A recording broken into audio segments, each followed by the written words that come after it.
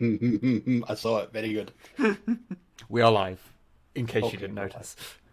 Oh, were the recordings I did earlier? Okay. They were, yes. They were, yes. Okay, good. So it's already Just one. sorted. Don't worry. Thank you. No, it's nothing about being sorted. I just wanted to make sure it was fine. It was good. It was good. Thank you. Okay. Okay. It's also known that I do voice over stuff, so you don't have to whisper. It's fine. I don't know. I thought it added an air of mystery and a bit of No, no, intrigue. no. You just sound like a bit of a weirdo, honestly. As if that has ever stopped me for a single second on the internet. Oh, hey, Web. Yeah. It's noticed something. Ye olde Hasbro Pulse has a shattered glass Starscream. Yeah, yeah. That is the thing. That I'm not a fan of it. In all honesty, I'm kind of torn on it myself. I don't like the color scheme. I don't think it's the mold at all. It Oh, feels like it's Jetfire's color scheme well, it just is. on Starscream, It and it's it the helm. The helmet's not right. Yeah. It doesn't look right in that sort of creamy white. Because yeah, it is his it is Jetfire's scheme because in ye old Transformers lore, Hmm. Jetfire and Starscream were both scientists together, so they're Um, kind of two halves of like two Decepticons who went different ways. So that's sort of the vibe they um, have. Um, it, I Also, will say the apparently color that scheme looks one's nice as a Tetrajet, but like the robot figure doesn't look good. it also apparently that's one of the ones that's been suffering Oh, really badly from yellowing. So ah. I mean, it might look kind of better if it's like a fucking tobacco stained yellow. we just lock it in a room and just smoke That's and me. like repeatedly at it. Yeah, yeah. Just give me like a couple of days, and I don't know, a couple of pouches of tobacco will be fine. Also, hello, Rocket, Podlord, and Hello. Ruscott. Hope you are all doing well this fine Thursday. I know we are. Ah, Everything is fine. ah. One day I shall tell you all where I had to have a conversation where I'm like, I'm just mad all the time. Um, so that's cool. I know that feeling.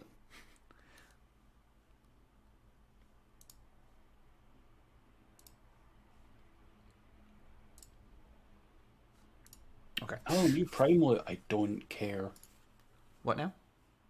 Just Twitch notifications everywhere. Okay. Okay.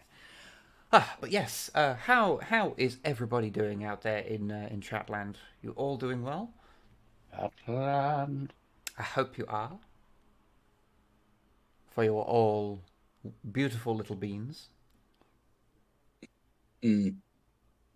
And I'm sorry if that made you uncomfortable, but I am here to speak truth to power, and you are powerful. Fuck you. I'm apparently in a funny mood today. so, so for people who have been following this for a while, this is, in theory, the final Satisfactory stream. I don't like that you said in theory.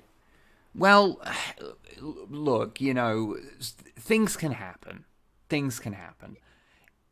Like what, Web?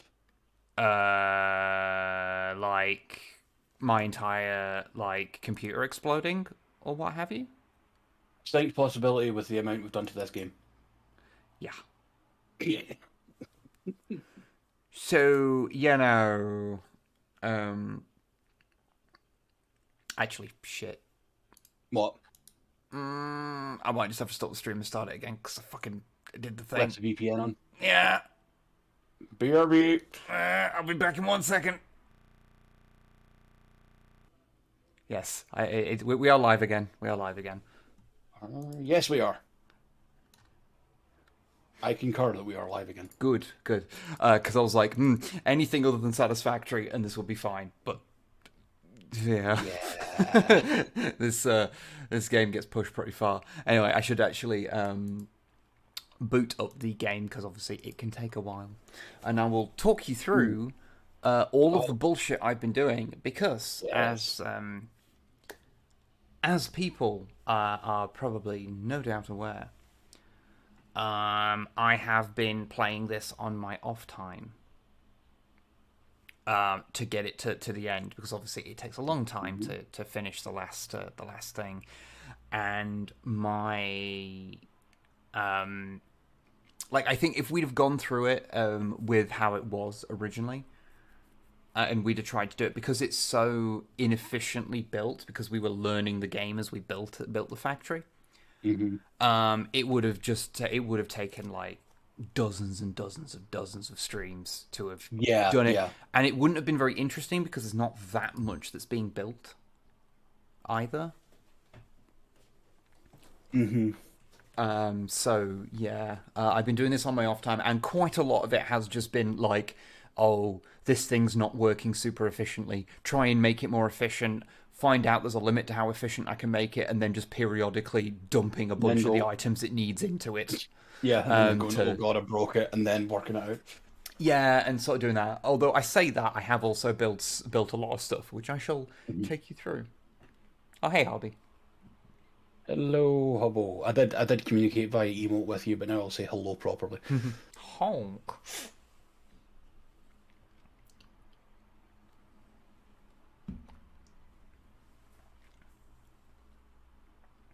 But yes, so I shall invite you in the moment I'm in the game, and we shall see how things go. Unfortunately, it is currently night, which is, you know, It's the least useful time to see anything, and I can see you.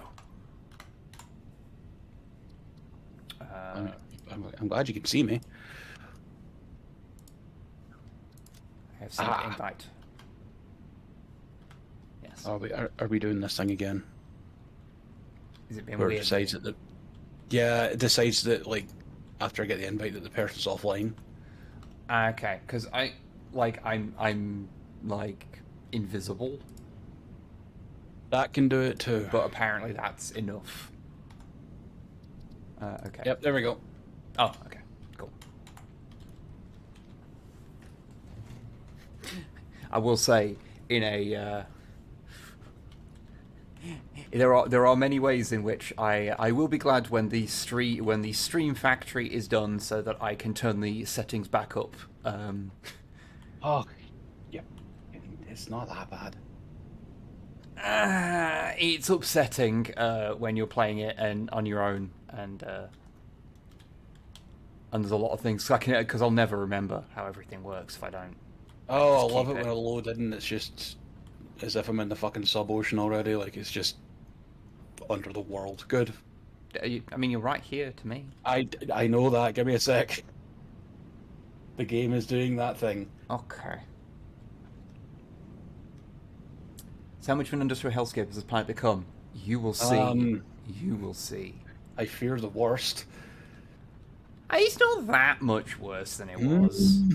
Although actually, I have a very bad because I've been building like God, I must have spent like 100 hours since we last streamed it, like doing bits and pieces. A lot of it's like really little fiddly stuff, and I have spent a lot of time where I don't really do anything other than just kind of like just potter about while I'm like listening to podcasts or whatever and chilling out. Okay, I am in control of the game. I am just going to give it a second because it's still starting a wee bit as I move around because it's loading everything in, and we're good enough. Okay. Cool. Hello. Well, hello, my friend. You have a bacon mushroom. And, oh yeah, the mug. Because you had the mug. I should probably actually get myself a mug at some point. Although, we will get to that. So, the mug is there. Take the mug. Oh. Take it. Thank you. There we go.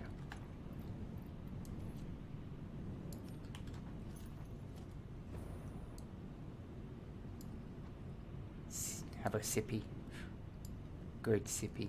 Okay, so first off, we want to look in the top right corner, and you can see how I have got everything but the one final item completely Yes. acquired, and it gains somewhere in the region of like Christ. up to like 100 or just over 100 of those items in an hour. So, you know, in our usual stream time, we will definitely finish it. So. And that's if we don't really do anything. If we just sat here and just nattered. I mean, you can show me coffee, around, but fine. But that is a thing we could do. We're not going to, but that is a thing we could do. So, okay. Let's see. So I suppose the first thing is, like, if you look down here, I don't know if you'll be able to tell, but there's a lot of little tweaking and stuff that's gone on in, like, the general factory it looks area. More like a fucking MC Escher painting than last time, so, you know. Yeah, there's a lot of stuff where I've had to, like, reroute things. And if you look over the other side, you can see that I've expanded this area out a bit in quite a few places, like especially up here, where there's a big refinery, like platform. Although the power stations down there, not all of them are running properly, because I got fed up of having so much excess oil. Well, like the I can't remember what it's called, the like offshoot stuff that comes out of it. Oh yeah. That I built a thing that's over there that we'll get to in a second. Okay, where did you go? I went down the tube. Oh, okay. Fish tube. Tube. I don't know if this was here when you last did it, but the fuel's in this top right-hand thing here. So if you need fuel, there's just a thing full of it here. Okay. I can't remember if it was like that last time or if that's a thing that I did. It wasn't, but I'm glad we have somewhere now rather than having to run all the way back over that way. Especially because it looks like a fucking hellscape now. Yeah, a little bit. Now if we could just come down here, you can have a look in the MAM and you will notice that everything is done. Good work. I have completed the MAM. Clearly marked containers. What heresy is this? Admittedly, that was done a while ago. Yeah. And you may also notice in the Awesome Shop, everything that has been bought that is like good a blueprint. Everything.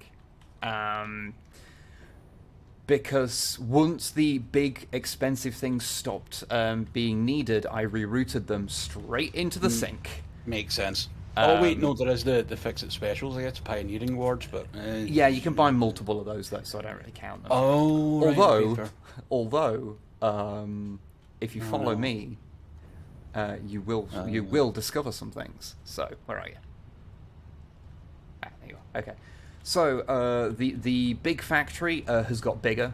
There's a few more floors on the top of that. Hubris. Oh, yes, also I named it because I got the big billboard.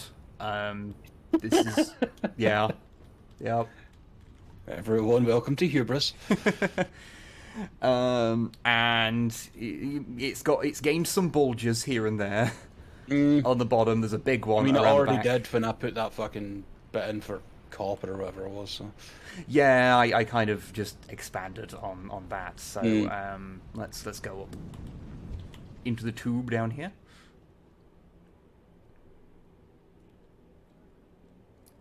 Floop.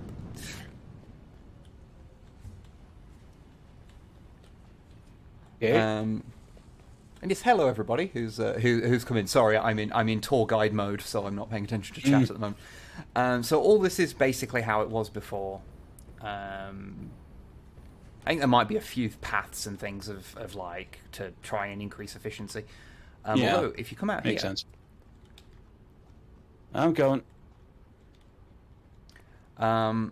Because I wanted something nice out here. This is why I wish they'd have like chairs and stuff you can put out, even if you can't use them. But I have got some of the big statues. Adequate pioneering, pretty good pioneering. Good. And I got that. The next one takes like 150 of those tokens, so that's maybe not something I'm going to get on this save. Yeah, okay, fair. Because they go up in price every time you buy one. Oh, you can see right. down here. You can see the fuel, like excess fuel drainage kind of thing that is Okay. just turning into some bullshit that then gets fed into a sink back there. So it's not really a big deal. Um, Wow, okay. we are just taking resources we don't even need anymore. Well, no, it's excess stuff we had, and it was either that or store it, and storage, overflows. So it had to go somewhere. Mm. So this used to be the roof, but now is inside. Right. Um, Oh, hi, Mobius. Hello. And so yeah, I built some refineries up here, which did mean I had to like pump the stuff all the way up here. So that Oh, was fun. Jesus. And if we go outside, there's a little ladder here. Yes. And I built one of the big radar dishes.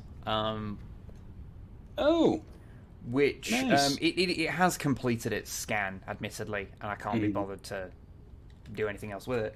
But if if you look at the map, you can see I have been exploring a bit. Okay.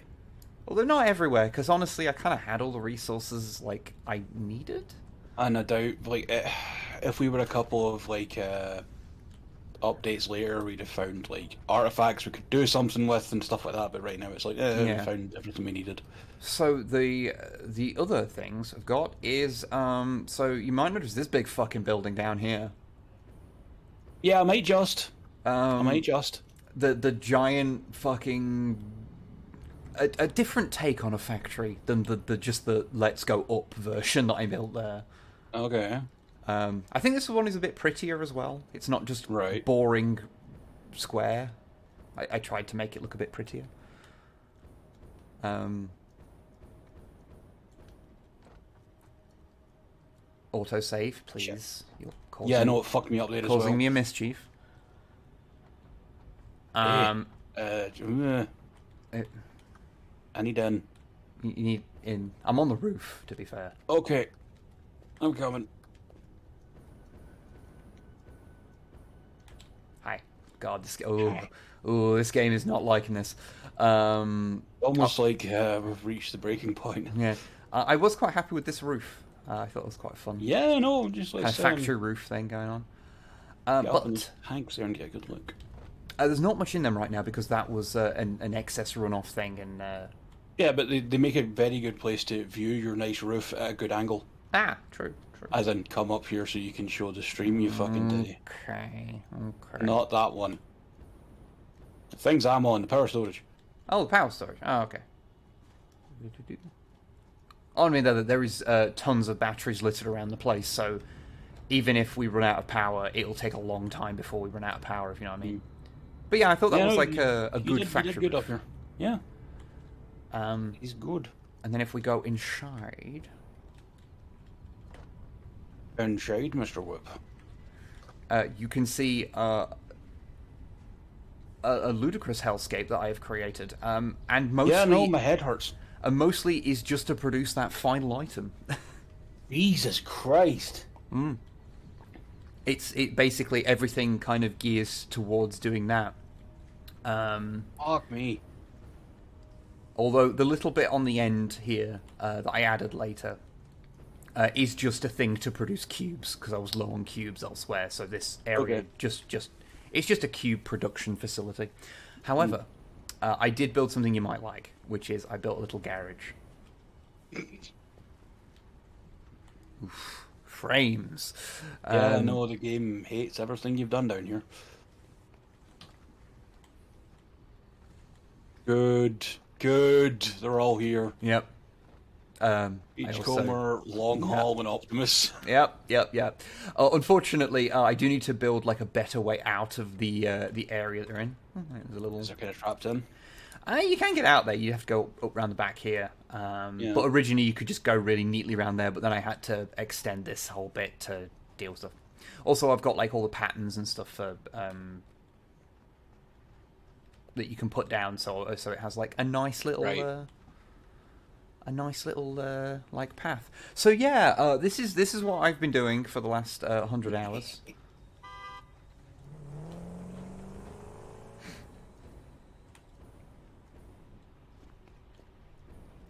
And I can also, I also have, hypothetically might have made a tube all the way to the desert area as well, if you want to go see the desert area. That sounds like a plan. Just get that parked up neatly first. That is fine. Oh yeah, there is one other final thing that I built. Oh. Which we have to come up here to see. Which is, needed a third nuclear power plant. So you put it on that plateau there? Yeah, I thought that'd be fun. Like a fucking supervillain layer. Good work. Yes, it is. I've been listening to a lot of James Bond. Okay, entirely because we've been both of us have been listening to James Bond podcasts. You know, it probably. I do thoroughly associate this section here with listening to podcasts about some of the Daniel Craig stuff. So this is the pain zone. This is Craig Fingersuck area. Yeah, that's a weird fucking scene, man. Yeah. How about Craig Ball Torture? Have you made that bit? That was around the same area, but I'm going to be honest. The fact that the podcast I was listening to, they started just referring to the character as Craig Fingersuck. It's kind of stuck in my head. Good. Man, can I just I actually like Daniel Craig as Bond, just to get that out of the way. I remember really enjoying. Like the only one I've actually seen is Skyfall, and I enjoyed that film. Yeah, I enjoyed it at the time. And me and Grox were talking about this. We're like, I wish he was just given the script to a Sean Connery Bond movie. Yes, because he'd be great at that. I agree. I mean, that's kind of true of a lot of. There's a lot of actors who are like, I wish they'd have got just better scripts. Yeah. Peter Capaldi as Doctor Who being a prime example. He got one good season. And Timothy Dalton not getting enough movies in Bond. Yeah. I was going to say something. About Next Door Neighbor just yelled "fuck." By the way. Good. He has very, very extreme positions on Timothy Dalton as Bond. Yeah. Did you just jump off the roof, or was that the game just having a moment? 6 of one, half dozen of the other. Okay. Just want to quickly mention, actually, in the Daniel Craig thing. I can't think of many actors that would be like, yeah, sure, do you want me to sit in this chair and make it look like my balls are being destroyed by a rope? Sure. That's an interesting scene in and of itself for the masculine power fantasy movie. Yeah. Okay, so I've kind of shown you I wanted to talk to you about that for a while. Yeah, no, and obviously, there's a lot of little bits and pieces this tower here is I just extended things I've been doing, but yeah, so that's the main thing. Although I want to take you to the desert. Let's go to the desert. You've not seen the desert, have you? Onward. Okay, I'm a little bit scared and intimidated by the gunfire. I fired up in the air. You're fine. That's got to come down sometime. Oh no. We have to go in the tube. Web. I got what? There might be a problem. What happened? Okay, no, I'm fine. I got off. I was actually stuck in a fucking thing there. Oh. Which tube? There's two here. It's the one that goes to the lower part. I would have labelled them, but it was just me in this for a long time, so I didn't really think about it. Because I knew which one was which. Christian, there's some shit here. Oh, you just passed me, didn't you? Okay, good. I'm in the right tube then. Yes. And hello, Alexis. Oh, I'm being irradiated. Good. Oh yeah, the radiation's become a bit more of a hazard, but you'll be fine. You'll heal through it. It's fine. It's okay. Just eat some berries. Jam those nuts in your mouth. Eat the bacon. I have a single bacon agatic. That'll do. I for once have a bunch of food on me, so I can give you some if you need some.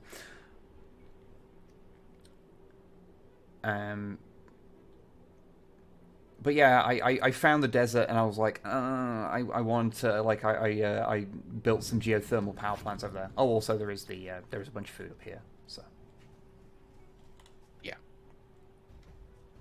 if I ever get up there. Oh, this bit is radioactive as well now. Good. What bit? Where?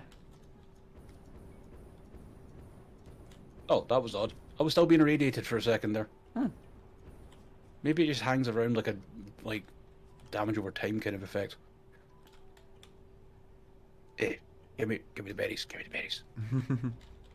Yum, yum, yum, yum, yum, yum, yum, yum, yum, yum. Okay. Nope, those ones as well. Thank you. Okay. Where? Now through this tube. Where are you? I am. Oh god, is the game doing that? I am right. I am like standing dead center of the plateau we're on. The game's just having a moment.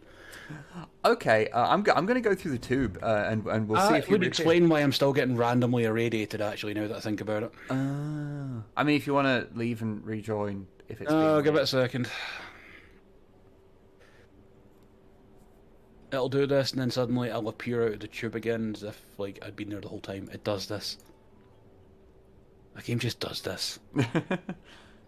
I'm assuming this is a if you're not the host thing, because I've not had that issue. Yeah, it's totally like a host latency or a player latency issue. The funny thing is, it still lets me pick up berries, which is just like, okay. Don't think of it as radiation poisoning. Think of it as training your body to fight your own DNA. Fucking hell. Christ. Oh. Okay, game, are we going to chill? No, okay, fine. Oh, I'm being irradiated again. Good. Okay, I'll be right back, because the game's just not cooperating. If you would send me another invite, my friend. Oh, yes, of course. And do what I do every time and forget that it's actually a thing in the menu and not something you do through Steam itself. Because every other game is like that, ever. Yep. But not this one, because it's a special baby. Why did that not inform? Game? Is it being weird? Do you want me to close down Give me mine? a sec. I'm just going to exit the game completely, make sure it's shut down in the fucking task manager and go back in. Okay. I would also like to thank everybody in the chat that at no point has anyone pointed out that when I was sleep deprived and I think just an absolute mess, I made a drone station called Cole, and for some reason I spelt it as if it was the name Cole and not the word Cole as in the thing, and I didn't notice for like 40 hours.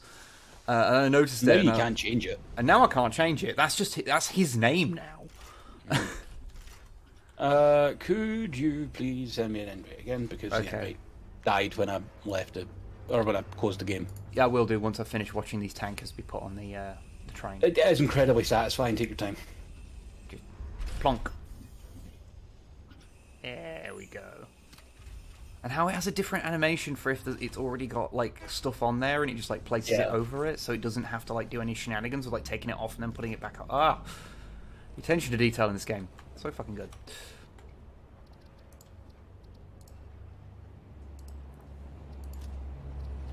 Invited. Confirm.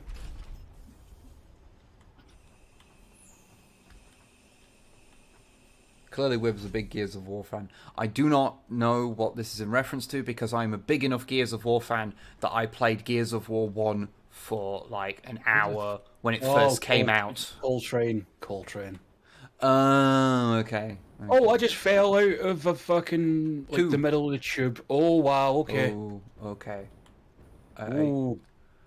Ooh, game not happy. Ooh. Okay, I'm gonna get back to the start of the tube that I was in, which is the one that leads up to the top of the plateau where the berries are, and then I'll be right with you. Okay. I shall wait at Kaon Central. Yeah, the game had somehow stopped detecting that I was in the tube, or it had lost connection to me when I was halfway through it. So when I logged back in, it just like it dropped me through the middle of it, no clip style. Fish tubes can be very slippery, you see. Yeah. Oh yeah, and to make my point about like things just automatically going over, I think we've gained about like 30 of those items we needed, like since we've been in here. So yeah, that kind of lines up. It can be sped up by just moving some bits and pieces around. So I will probably spend some time doing that. Although, I think I know what the problem is. I think I figured out what causes the issue. I think it's because I have a bad habit of rolling the mouse wheel while I'm in the tube, and it doesn't like weapons being spawned into hands. Oh, that's why I've never had the issue.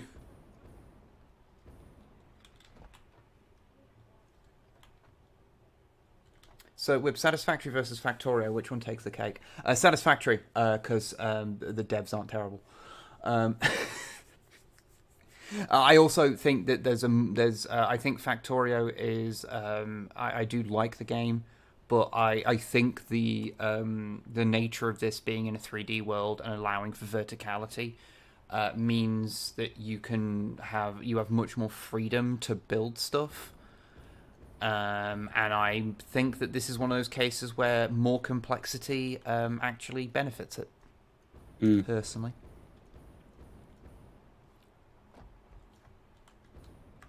But also, I don't feel bad about having given these devs money is a big factor as well. That's fair. Yeah. Critical tube failure. Yeah, seriously, critical tube failure. It's happened again. I can't get in a tube. I'm also invisible, apparently, so that's good. What the? Do you want me to like just shut down this thing No, and I'll start it up again? No, it's fine. It's not. It's not you. It's just the game. I think is having a time because of how much is going on now. It is true. You have not been in this save in quite some time. Yeah. Just go and do your thing. I'm gonna just stand in one place and see if the game eventually catches up. Like, where are you currently? Are you going down? I am right on your left at the moment. Okay, so you'll You've now moved away from me. I can actually see you. So that's. Oh, that's funny because I'm like standing right behind you. Oh, because in my game, I can see your nameplate going through the tube. Did you feel that? Yes. That's because I'm right behind you. Okay, yeah, I'm going to save this. I will shut it down. So I guess I'll leave it a second to make sure you're wherever the game thinks you are either standing behind or not in the pipe at the other end. Am I actually moving in the pipe? I mean, you were. You're too far away from me now to see. Let me see. Yeah, I can see you on the mini map. Where the oh. Uh-oh. Web? Yes. You still hear me? Yeah. Okay. I am just a floating camera now. The game has just stopped. Like, I have no, like, HUD or anything. Oh. Right, okay. So I'm going to save this, and we are going to start this server up again. Is something's going on. Something's gone very wrong. I have to imagine it's just the sheer amount of stuff in this save now is too much for maybe multiplayer or some shit.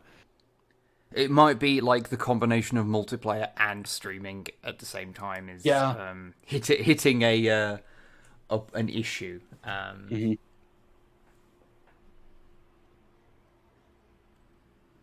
This is still an early access game, so you know. Oh yeah. As I think about 20 hours into this game, I was amazed that it managed to keep it running even remotely stably. Another 190 hours later, I am frankly flummoxed. Yep. If this doesn't work this time, I will be here on comms, and you can go and do your thing. Yeah, that's what we'll have to do. I would like to take the in-between time to say Transformers Legacy Bulkhead is quite good. It's quite good. I'll go and find an image so people know what the fuck you're talking about. I got him in a store for £25, so. And he's normally 30. You can get him for like 26 sometimes, but you'll have to pay postage generally. So it ends up being more or less postage. I can't remember. I think it's £3 from Hasbro Pulse. Possibly. It's been a while since I got him. But if you spend a lot, then it's free. So it ends up being fine. There you go. There's the bulky boy. But yeah, it was like in our local game, it was like, oh, today only if you've got a game card, which we had. Everything in that's like in the toys and like board games section is 20% off just across the board. And so it was like I just put it so like so they had a bunch of Transformers stuff which I had to resist because there was like pipes and all sorts of Okay. Now, how was that box art, by the way? I fucking love it. I want the artwork from those. They might do it as a print. I think they did that for Cybertron. Yeah, I would, even if I could just get like a decent res JPEG of them that's like not arranged for the actual box art, so that you could have them as like backgrounds and stuff. Because I love the kind of vapor wavy kind of thing they're going for. Yep, it's just really cool. But yeah, so I had to. I was like looking at all these. Like they had a bunch of stuff from Kingdom that I was like resisting.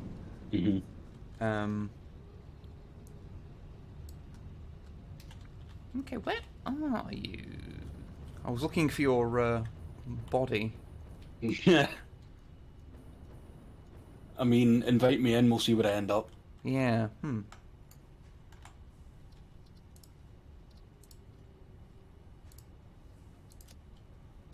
not going to be up top. I'm probably going to be like halfway along the pipe. Yeah. You're going to be somewhere. If you do spawn inside a pipe and you can't get out, you just delete the pipe from the inside. Clip me through it. Yeah. Oh no, I've got stuck in one before because the game crashed. Like, well, no, okay. no. I had a moment where I died and my body fell. Oh wait, sorry, I'm being irradiated. Oh cool. As I'm loading in, I can hear the Geiger counter. Oh cool. Well, we know roughly where you are then.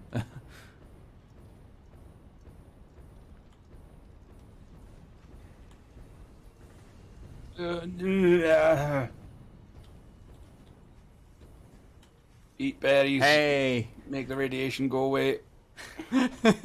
Eat berry, make radiation leave.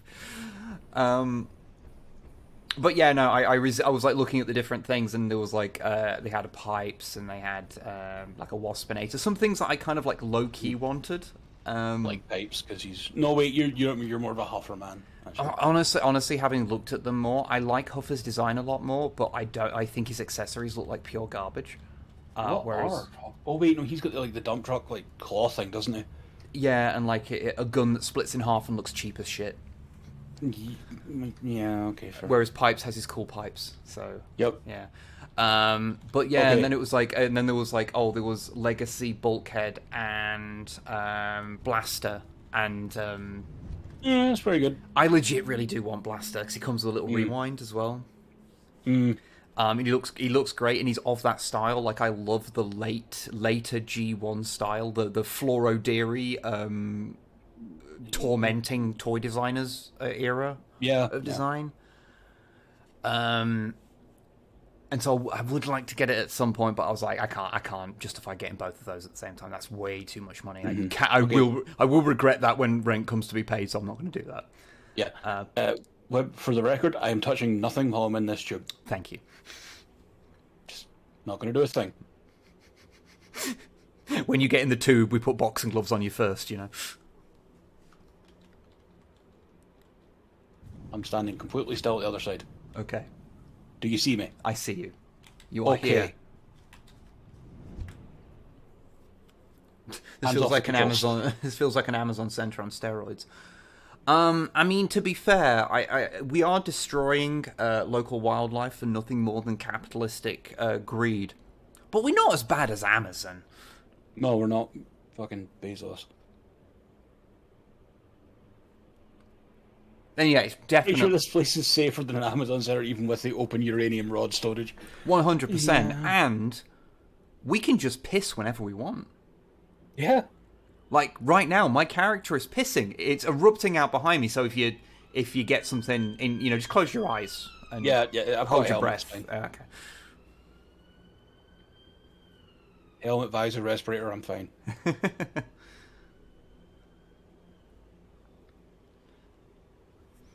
Yeah, I was like, oh, it's going to be nice, to get to the desert thing. Like, make the tubes. It'll be a nice, relatively quick path to get there and back. And then it was like, oh, actually, because you have to go through like 4 different separate like. Okay, tubes. am I still here? Yeah, I can see you. And then we need to go down to the quartz place. As we noom. This is a very pretty pink forest. I do like the pink forest. Full of bullshit, isn't it? Hmm? It's kind of full of bullshit, isn't it? Yeah, which is why it's much nicer to, like, fly above it. Yeah. I think there's a lot of PNG cats there, if I remember correctly. There is, yes, there is. I almost forget what those things were like originally. This is the final tube. I have a vague recollection. I think they kind of looked like antlions from Half-Life. Yeah. I may be wrong. They were weird spider things. Yeah. I just had a moment to check that I'd actually put up the right stream overlay that had proper Warpath on it and not the bootleg one that we did the other day. Fuck, I forgot you did that.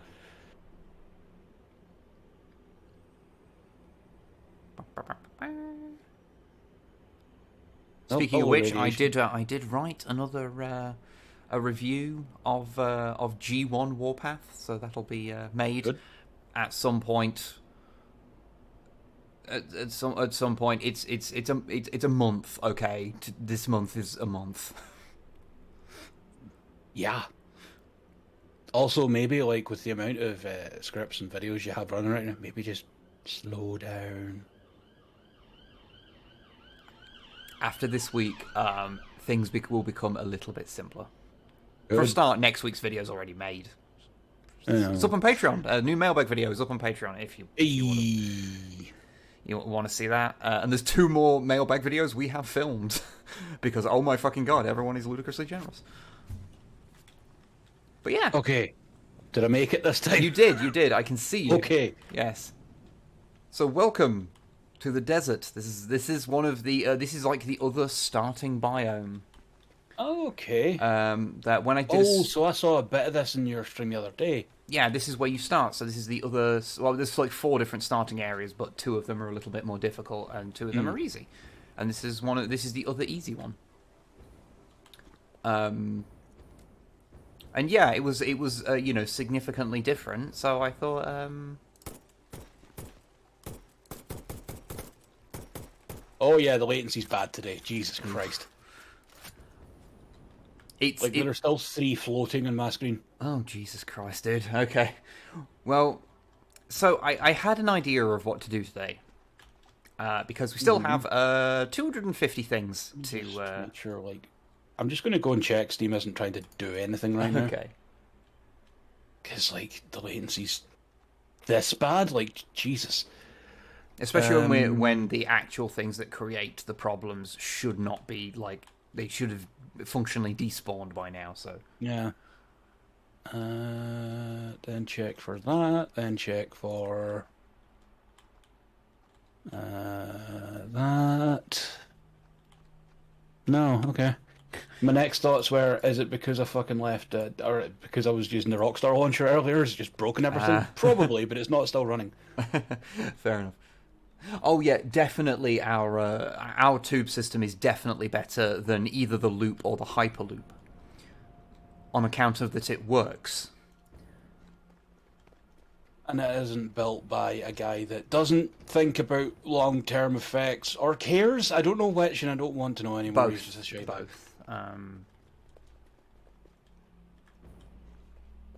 I have a lot of opinions about Elon Musk that I will not get into right now. Thank you. Most of them involve him being stuffed into a locker. Fair. But yeah, so I thought this whole area is quite pretty. Like the... Yeah. I'm seeing a lot of spots where you could put in supervillain layer. Yeah, it's also like quite flat compared to the other area. Cause that's actually, yeah, you're right. Like it's stepped rather than like hills and rolling valleys and shit. Yeah, so I think I'm probably going to have a bit of an easier time with the second save that I started. Although I'm pretty sure this is a tree that spawned into the rock. I mean, you have no proof that that's definitely the case. I mean, I do. Oh, yes! Good. Good. Good. So I had a bit of a plan because we basically all the research is basically done, and realistically, the only thing that really needs to do now is just for things to tick over. Yeah. So what I was going to do was go back to the factory. I was going to make sure everything's kind of stocked up and is working, like... There you go. And everything's kind of working fine. Oh, thank you for the subscription there, Boozle. The resub for 9 months in a row. Thank you very much. And to RNG God for 48 months. Heck, thank you very much. Okay. But yeah, we'll head back to the factory and make sure everything's kind of stocked up and you know, we'll tick over a bit, nicely for a little bit. Mm-hmm. And then, because the one big thing I think that we're really missing is hard drives. I mean, actually, yeah, okay. To get different recipes, because I know there is a recipe for fabric out there that we just don't have. So we can't, like, automate fabric production. That's like one of the few things we haven't got automated. True. I mean, could also just say, fuck it. Sit down with both of us with a cup and just talk about things. I mean, we can do that as well. We've got to get you a cup, though, to do that. I mean, I'm sure you have some spare tickets lying around. Maybe. Considering I've bought multiple statues that are worth 100 tickets in and of themselves. Mm-hmm. But yeah, so I'm going to go back in the tubes and head all the way back. Now, just going to say, if the game breaks while I'm in these tubes, I'm done. Okay, that is fair. I give up. That is fair.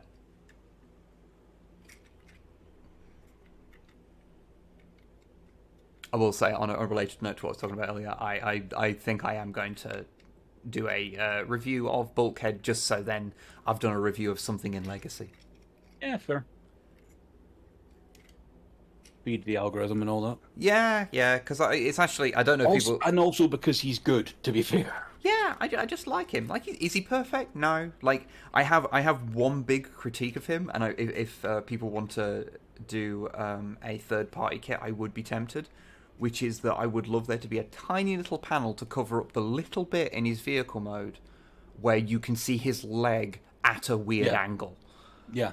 And that's... It because doesn't bother me all that much, but I wouldn't say no to a little panel there. Yeah, because you could just replace the fuel tanks on the side with one that just has a hinged panel on the back of it, so it would just be two more parts. I think that'd actually be really easy to do. Yeah. You know, by the standards of anything like this, easy to manufacture, you know. But I think that's about the extent. Apart from that, I don't really know what else you could do. It would be nice if he came with, say, a big gun rather than just a tiny one. But I quite like him being a tiny one on his shoulder. I kind of like that look, so I don't really mind so much. Yeah, I didn't like that see-through plastic gun at first, but it looks really good in his shoulder. Yeah. I think it's because it has enough paint apps on it that it, you know, it hides the fact that it's made of transparent plastic a lot. Yeah. His torso's a bit weird, like how it's just a lot of weird clips that sort of unfurl and then reattach. That black clip in his torso that you have to flip one direction when you're transforming him. Yeah, that's the one I cut my finger open on. I won't lie, I was very careful when dealing around that area because I was like, oh, this is definitely the part that that got Longfang, yeah. That is exactly the part, my friend. No, the weird angle must be highlighted. I want more jank. Well, then just look for any Cybertronian mode for any given transformer. Then you'll have your jank. Hey. Crosshairs is right here. Okay. How dare you? Most Cybertronian modes. I mean, Sideswipe's right here too. Siege was generally alright. Keep backpedaling, motherfucker. But I would say that on average, Cybertronian modes have been, unless you really like, there's a few that just have like a fun vibe to them, but they have often been used as an excuse to make something that doesn't really look like anything. Yeah, true. His transport tube looks sickening. Oh yeah, it's a good job our characters are wearing masks because, oof. And it's also, sickening in many ways because we go through the radiation zone. I mean, yeah, but, it's fine. Yes, I shall wait for you to be pooped out. You know, Podlord, it's kind of funny that you said that because I had this thought in my head the other day. Like, is there any way that we could make those little heads just animate or like have a little aura around them depending on who's talking? I don't think there is. It was just a thought I had sitting. You okay? So So one way we could do it, we could make it so there's an aura around them because you can just use like Discord has a built-in thing for you to be able to like put that onto streams. And if we just made them like a perfectly round a round thing, you could do it like that. Alternately, you make the world's simplest VTuber setup with just the mouth opening and closing. Yeah, true. But we would have to both be on webcam to be able to. So Zoran's setup is very different. Oh yeah, he's got a proper VTube like avatar, so yeah, that's a lot more complicated. It has required a lot of work, I think. And also a thing that is, I think, using a webcam to get some of his his movements. I don't know how much of it. Like, it's a whole thing. Well, to do a V2, you kind of have to. Kinda. I've seen people get around that. There are certain ways, but most of the time that's kind of what you have to do. PNG tuber. I think there's an API out there that snags Discord's mic toggles and can plug in for a 2-frame graph. Actually, yeah, if we could do that, that would probably work. Right, what are we doing, Wibble? I am just making sure that the various things producing that final item are all nice and stocked with the things that they need. Because, like I said, the system is not perfectly efficient, and I've done the best I can. But because we were sort of figuring out how all this works as we go, it's a bit scrappy in certain places. And okay, fair. So I'm. I like Modhill's idea here of just when someone talks, one of the heads wobbles a bit. Or it just slowly rotates awkwardly. Yes. I need more tubes. You and your fucking tubes, man. I need my tubes.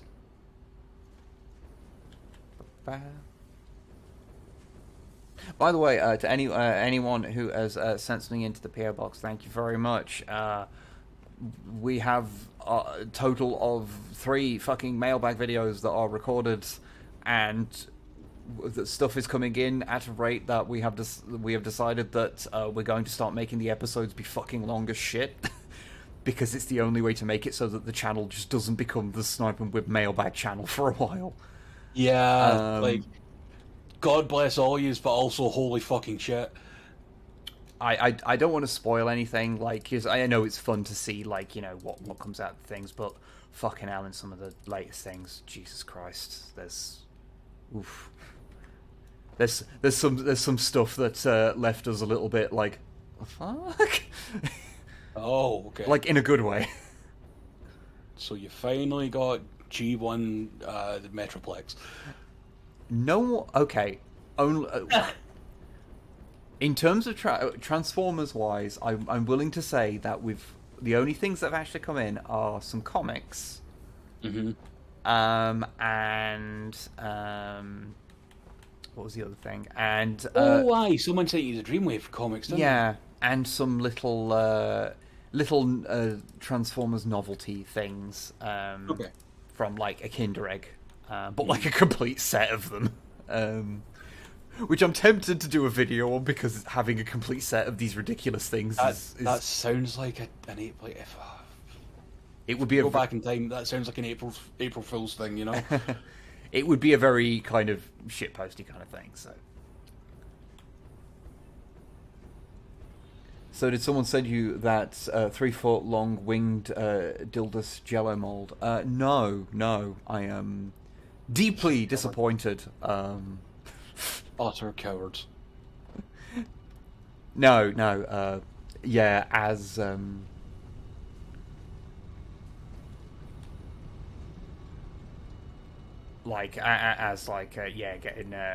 getting all the stuff done. Yeah, from like, because the next episode is done and is up on Patreon. The episode after that, because the way we did it, it ended up being like, that's going to be like half an hour long, because just every package in that contained like a bunch of different things. There were like lots of little things. This is the best problem to have. Best, I'm not gonna lie. 100% best problem to have. It's just logistically, you're like, okay, how do we do this? And then we I did want to point that out. This isn't like Web trying to fucking big time everyone or anything, being like, oh, I get all these things. Like, no. It's just like, okay, how do we handle this? Yeah, how logistically do you work around this this issue? And then the next one is a standard length one that we recorded the other day. Was it yesterday, I think? And then today another package came because because this is your life now. So yeah, from episode 12 onwards, because we recorded up to 11, I think. From that onwards, they're going to get fucking long. Just for the record, everyone, that is counting the old mailbag videos as well, don't worry. Oh yeah, it's one big series, yeah. This isn't season 2, or like season 2 of it's 13 fucking episodes long already. But yeah, we are ludicrously lucky, and there's some bullshit that I'll You'll need to fucking tell me about because you've kept quiet, you fucking wank. Oh yeah, I'll let you know. I'll let you know the bullshit. Good lad. We have been sent some stuff that's like one thing that I won't say exactly what it was, but it was like a model that was like still in its box, complete with like the polystyrene like inlay for it, completely untouched. But it was sent to make like a grot conversion because it had an incorrect part. Oh, and they were and they were too much of a little baby child at the time to have the nerve to go and get it replaced. So they're basically like, yeah, so you do whatever the fuck you want with this. So that's going to be very interesting. How is the factory looking for materials for this thing? Good. Could do with like more stators to throw up here, but apart from that, it's ticking over. Do we have any stators in the chests over here? I don't think so. They're easy enough to build. Rotor. Yeah, I'm. This is how I'm doing it now. Like rotor, motor, no stator. Yeah. Okay. Cool.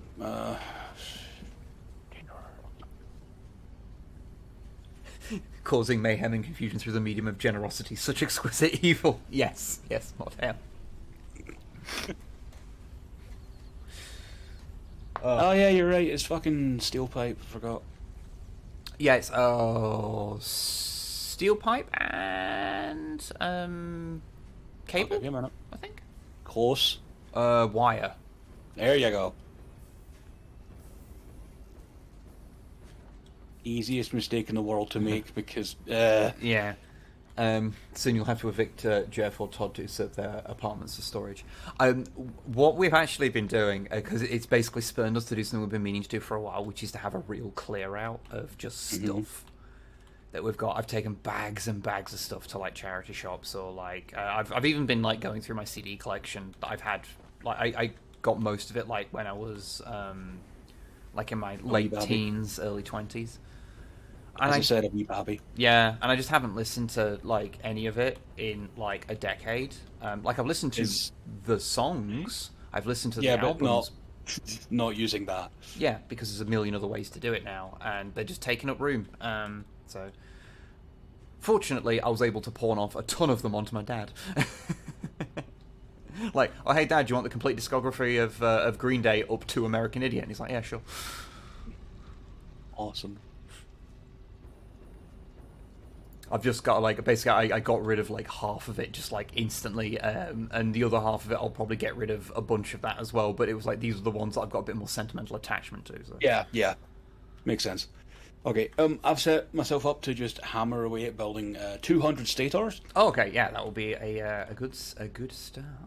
So I'm going to go and have a cigarette while this goes and Warpath does the work, and I'll be right back. Good work, Warpath. But yeah, so how does everyone feel about the factory now? I know it's. I feel like now the original like spaghetti has like I can't tell if it's more maddening or less maddening now, because I know a lot of it has been torn out and replaced or had to be like reconstructed to do slightly different jobs. So I don't know if this is worse or better. But I feel like the entirely new stuff is a lot more neat and tidy. Pardon me. Like, I think the new factory over there is quite neat. It's a Mechanicus Forge world. This is true. This is true. Like, we've spent so many hours here. So much good times. It's an overwhelming, maddening mess of capitalist industrial hellscape. Well done. Excellent. Yeah, because I do have the secondary factory, or second save that I started up on stream the other day, if you missed that. Which is, you know, is basically going to be my second attempt at trying to build something, and I did a stream of it just for the sake of it, but that won't be a stream project. That'll be a me on my own time project. So that's going to be interesting. What is your opinion on the Leagues of Botany Codex? I assume we're talking about the squats here. I'm not sure what the pun being used there is for their name. Or it was or alternately it was autocorrect screwing with you. Which fair enough. Fair enough. I didn't know if that was like a, oh, am I out the loop? Are they plants now? Is this a thing? I mean, we haven't really seen too much of them yet, so I'll be intrigued what they do with them. Liking the aesthetic of the one model we've seen so far. But yeah, we'll see how it goes.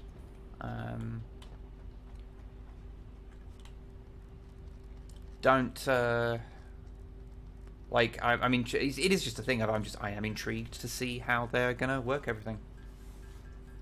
Excuse me whilst I place my own Warpath down.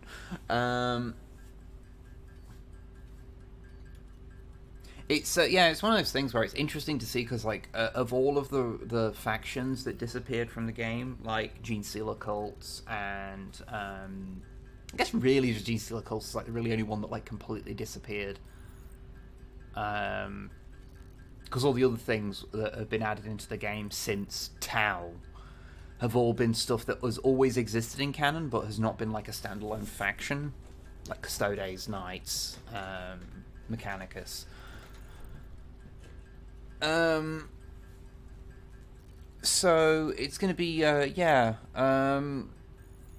They're all things that, yeah, with the exception of Gene Stealer cults, they're all things that were just in there but hadn't had a full force. And Gene Stealer cults were removed, but they also were never a major faction. They were always like a side thing that had its rules in like a White Dwarf or was like an extra thing in the Tyranid Codex. So when they disappeared, it wasn't like a massive chunk, like a main faction gone. But I mean, I was thinking about it. I suppose in a lot of ways, squats were kind of in that position as well because they never had a book of their own. But they were a more central faction of Rogue Trader, and so when they slowly disappeared over the course of second and were definitely gone by third, it meant that you know, that was it is a unique case of the faction disappearing that was originally so prominent. And I guess what makes that interesting to me is that now they're bringing them back, and because the reason they were removed was because they just didn't really know what to do with them. So that kind of suggests that they figured out what they want to do with them. So I am really looking forward to see what they do with them. That is a lot of words I just said to say. I guess we'll find out when they come out. But I will watch them with interest. Yeah, there wasn't really a point to any of that, was there? Jesus the cult stood up the distinction of being the default enemy for just about every 40k book. I mean, they work well for that. Like, those and Chaos cults work well because they're just... They can show up anywhere, and they're just a generic cult, and you don't have to really have a reason for them being there. A bit like orcs in that regard. They can just show up and throw down, and it's, like, not weird or anything.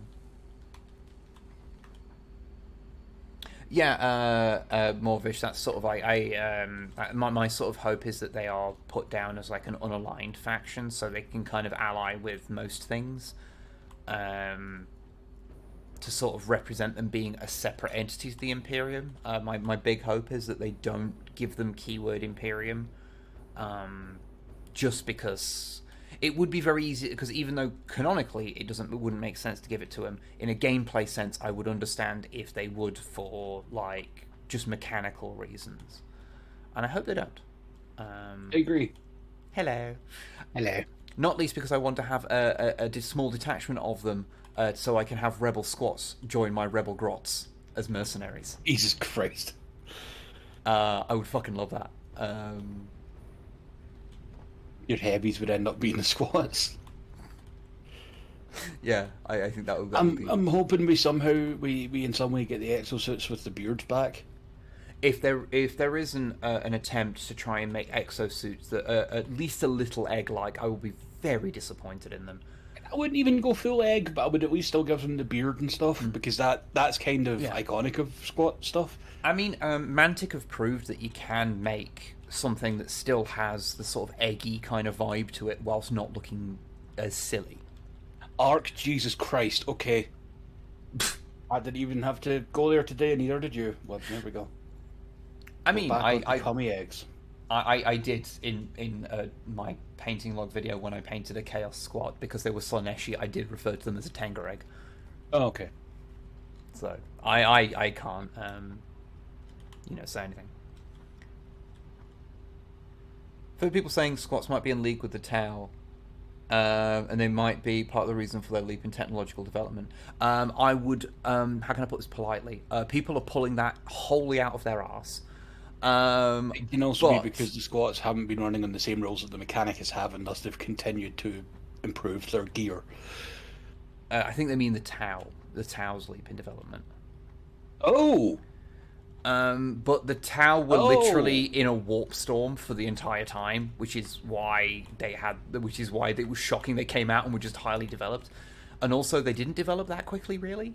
It's just the Imperium has just been static for tens of thousands of years. Yeah. But where they're getting that from is just because the Demerg, which were a sort of soft redo of the squats in Battlefleet Gothic. I say Demiurge, I don't actually know what the correct pronunciation is. I literally don't know. I think Demiurge. I always miss out the I when I say it. There you go. Oh, thank you. Ooh, and heavy modular frames.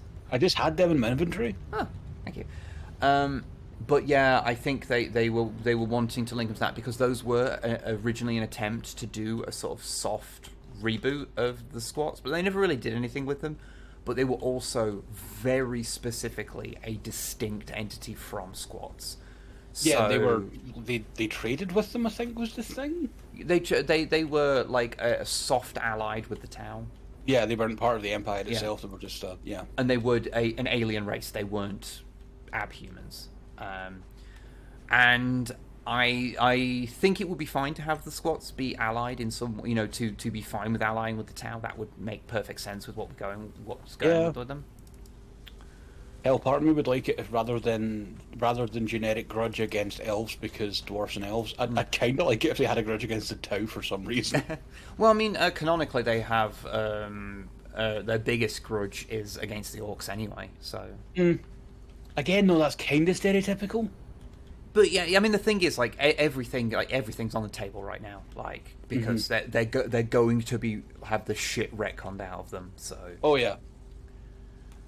I am hoping that we also get why are they the Leagues of Votann? Is this just one group of the squat race that are still around, and the rest of them are all dead, sort of thing? I hope so, because then they could sidestep the fact that the names maybe a little bit maybe shouldn't have done that. Yeah, because the squat names it's a pejorative. I meant the fact that it kind of sounds a little bit like some words that neo-Nazis use, and with Warhammer's 40k's history, maybe not a good call. So we can talk about that later. I was not familiar with the word, so I can't remember it offhand. But I've seen people talking about it, and I've looked it up, and yes, it is a real thing. And it's like, yeah, maybe they shouldn't have done that. It's not the exact word, but it's close enough. And given that Warhammer has a problem with far right fans trying to co-opt it, you know. Correct me if I'm wrong, but the only weapon we've seen of the leagues are that one gun, right?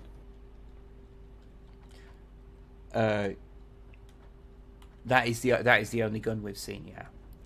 It is kind of Tau-ish, but like, It's also they also look a bit Vansari, so yeah. Which could also lead to some interesting stuff. But yeah, I mean, I'm intrigued to see what they like. Like I say, ultimately, everything is speculation.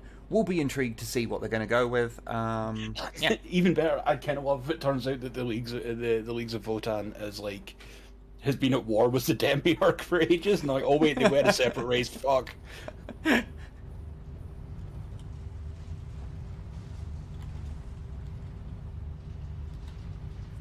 Well, I've got 12 coupons, so I'm going to buy you a cup. Thank you. That is appreciated. Because it's equipment, I think. Yeah, there we go.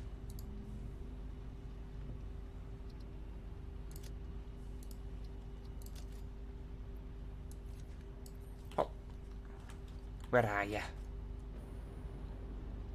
At the other side of the sink. Oh, not the sink. Awesome shop. Okay. Boop. Then. Hello. Hello. I present to you, Mug. Oh, the interaction box and that is not great. Oh yeah, it's real shaky.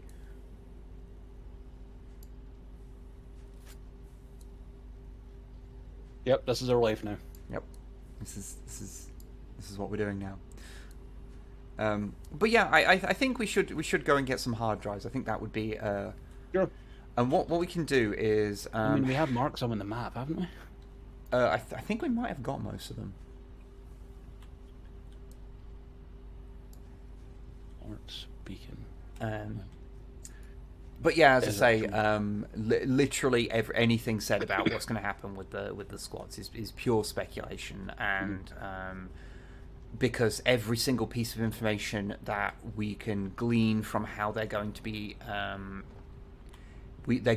implemented is taken from a 3-sentence description, and everything else is trying to fill in the gaps of that with the old squat lore. And as we know, GW likes to retcon things. And yeah, it could be like, oh yeah, these the Imperial records are all fucked, and this is actually what they were like. Yeah. So we don't know. And anyone saying they do know is either on the game design team and is about to get fired, or is just speculating wildly. So, Hey, web wrap, just left click a bunch. See, this is when you've had too much of the coffee. Yep.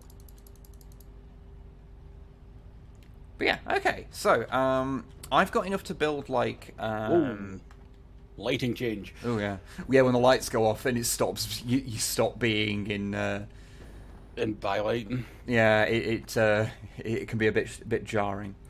But yeah, so I guess what we'll need is, have you got a scanner? Good question. Because I don't know if there's one in the... We had one, didn't we? Because we used it recently. Oh, I mean, I've got one, but, so you can have one as well. I did have one. Do you want me to build you one? Yeah, sure. Okay.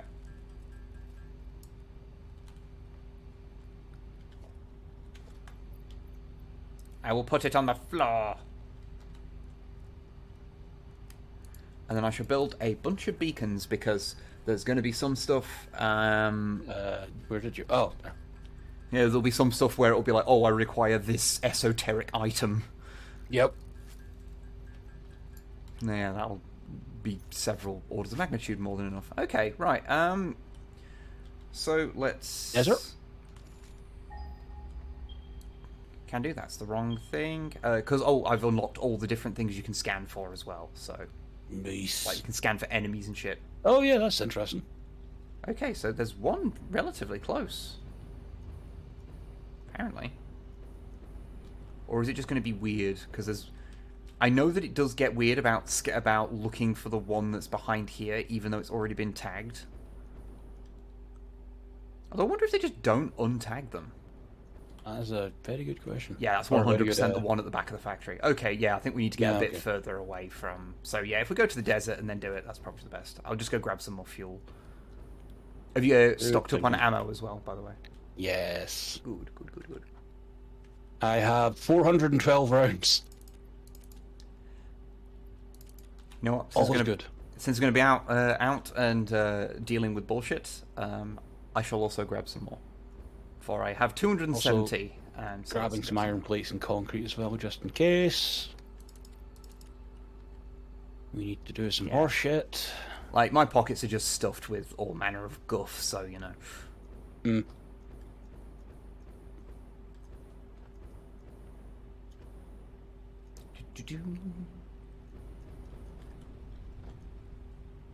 I want everyone to also I want F's in chat because I was not able to get a G1 Thunderclash on eBay today. Truly, it is I who suffer the most. I still want a Warpath Cybertron Jetfire, but I'm never going to get one at a decent price, so I know how you feel. Yeah. So you can get the Shattered Glass one? No. You see, there's very few white Transformers that I particularly like. You can make your own jokes there. I'm not. Yeah. I was going through that in my head there. So like when it comes to like Jetfire, though, there's something about him that whenever I've seen him, I just go, he's too big. He's too big. I'm struck down. I am struck down and afeared by the giant man. It's like when we first met in person. I'm just like, oh no, the man is large. I am huge. This is fair. You're a very tall man. I'm only 6'2". Yeah, but like everything over 6 foot is giant. You're officially giants. If you're over 6 foot, you're a giant. That's just how it is. Sorry. Yes, Pandanus Rex. They brought out a new one with Transformers War for Cybertron Siege, and I want it. Mm. But it's now like 150 quid on eBay. I've mentioned this before. It's one of the reasons why I don't feel so bad about like buying Transformers is that when you're buying new ones, you know, in like 2 years' time, you can sell it for whatever you bought it for. Because everything is things aren't short run really, but they are available for a limited time, and so it means that generally when you look for stuff like later on, it's going for at least what you paid for it. So so it's like, okay, so if I get something and I end up getting like buyer's remorse over it, I can just sell it and then can sell it for however much I bought it for at least. And if I wait a year, you know, it could end up going for more, so, you know, it's probably fine. This is how I justify it to myself, anyway. Oh, yeah, it's here, then, to Quartz, right? Yeah. I mean, we can just search around this area as well, if you prefer. The desert is just fully untapped. There is one that I know of close by here. But there's uranium there, I want to say. Comrade. Yes. It's not uranium. It's our uranium.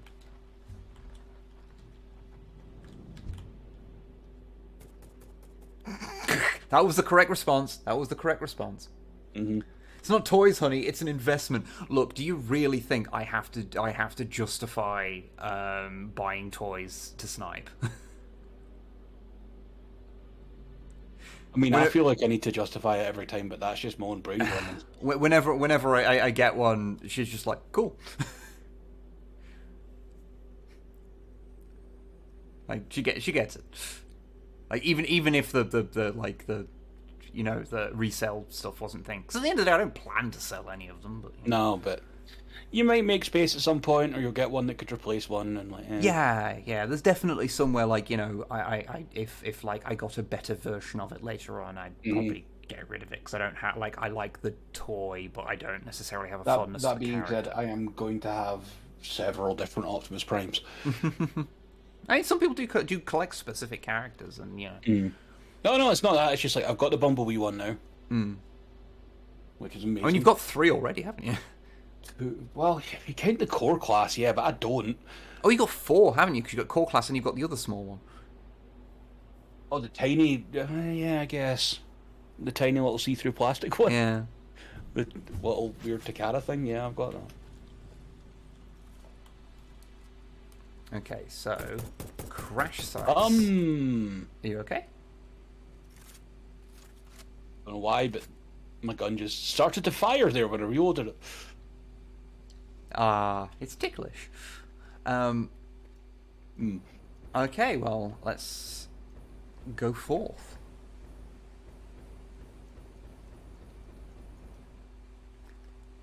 I'm not getting anything on the scanners yet. Although you can see the big geothermal things I did. Sweet. God, those things are rad looking. And the noise they make is great. Okay, we've got something on the board. Okay, this way. Is he going to be on top of this fucking mountain? I don't know, calling it a mountain is perhaps giving it airs and graces, but this large thing... It certainly seems like it. Or it's on the other side of it. Or it's under it, because there's a cave down there. Seems more this way, so I think it's... Yeah. Because, yeah... It's either going to be on top or under, I think. Okay. We'll find out, won't we? PNG cats. There's everything down here, you know, I'm just leaving. Okay. We will commit violence. Start up the Starship Troopers music. I don't even remember what the Starship Troopers... Oh wait, no, kinda got it. It's actually a really cool theme. It is. Oh, Paul Verhoeven, you strange, strange man. All of them. All of them.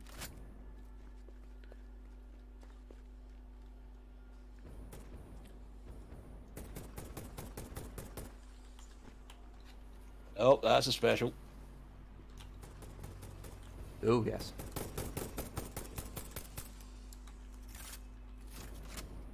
I've been encountering spaces where there are multiple of them, like, at the same time, and you're just like, oh god, oh god.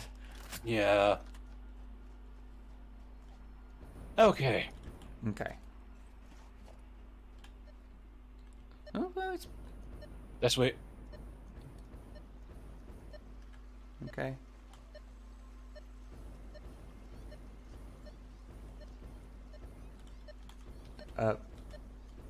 Is it underwater? There's an enemy directly below us. Ow. Dead. Thank you.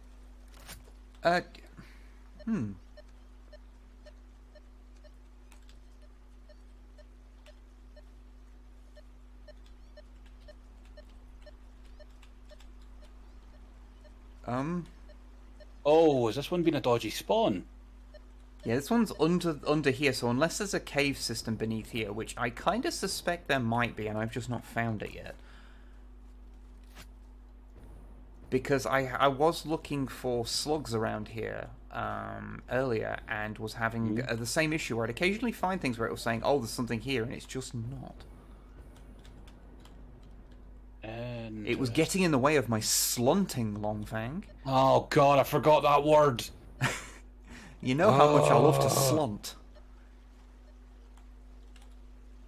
Okay, I'm gonna come in this thing where we encounter the enemy and see if there's like an entrance to a cave, because this seems like this would be well be a sensible place.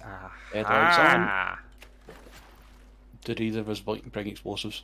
I always have explosives. Good. At least a few. I'll keep an eye out for more JPEG cats. Web, talk to me. I'm going through a bit where it's going between where it's too deep and too shallow. Oh.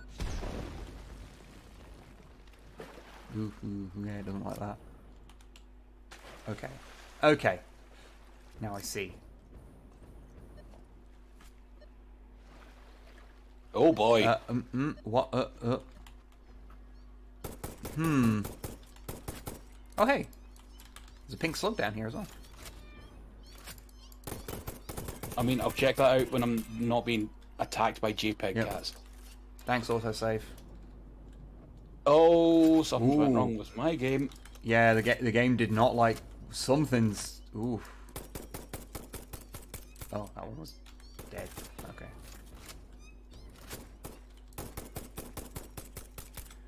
Yeah, that went. Ooh, yeah. The jank. You swim there for a second as well. Yeah. Oh, okay. Yeah, I found a hole in the world here that might have something to do with it. Oh God, where are you? Little sliver. Oh, that might be what I stepped on then. Yeah, and it's causing like some things to not behave correctly. That would make a kind of sense. Yeah, there we go. Purple slug. Hey, but make sure your scanner's calibrated. Yeah. Because mine had moved on to slugs when I had put it away. Okay, weird. Yeah, it's not detecting anything. Yep, I'm getting something out this way. I think when we swapped back to our weapon, it defaulted back to slugs. So we ended up looking for the. We ended up slunting. Oh, we accidentally. We were accidentally slunting. Oh man, don't you hate it when you like don't mean to slunt and you start slunting? Yes. Oh my god, this water bit on the it's rough, man. It's rough. So basically, like the zone where the water ends as like a physical object is here, but obviously the zone for what constitutes water exists for a little bit further. Yeah. And that causes some bullshit. Bad time. Yeah, I'm pretty sure that it's up on top of the plateau. Okay, that would. And we were, getting spun around. Okay.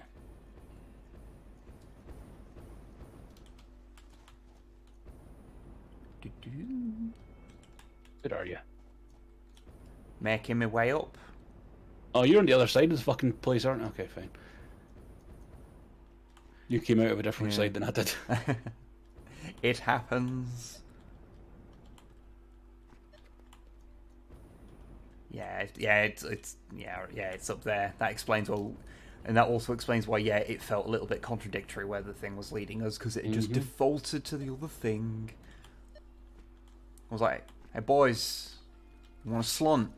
And I was like, "I mean, maybe later." I don't know how I'm feeling. Okay, we need to have a chat about your slunting problems. I do not have a problem. Oh, okay. There was a problem. And it was. Web. I can see you. I can see you remarkably clearly for saying that I am looking through a mountain. Oh, okay. Right. Okay. Okay.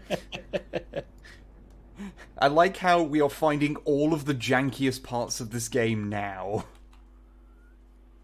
Okay, I need some 4 rotors, which I do not have on me, but I think I might be able to make.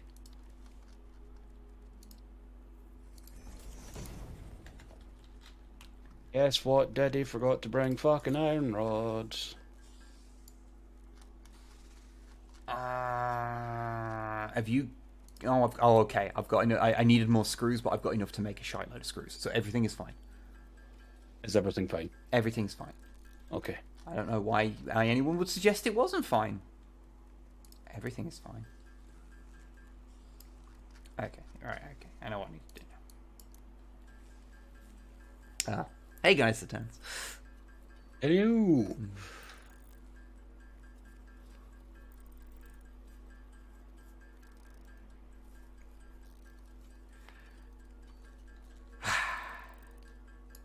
You okay up there?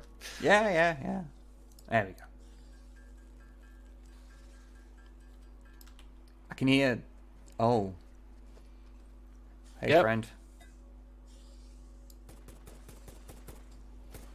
It was fine. We'd made peace. Oh, this is a bad time. Oh, thanks. Autosave.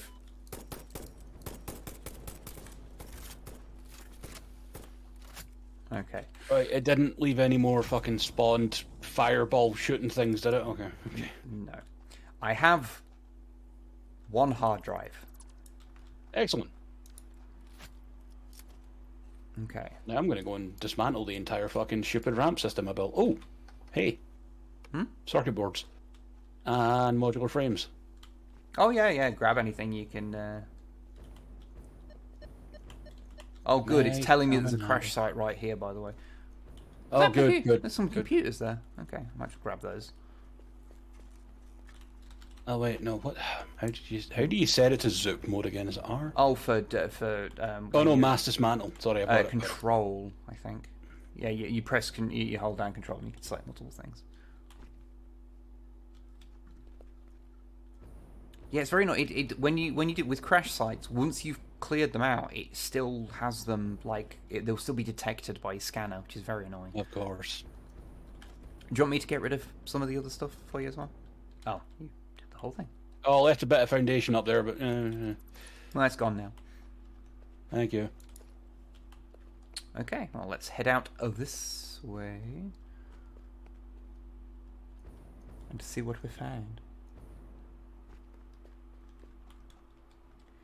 Yeah, there's one problem with the scanner. There's been a number of requests to either fix the scanner or be able to dismantle them afterwards. Yeah, that'd be really useful.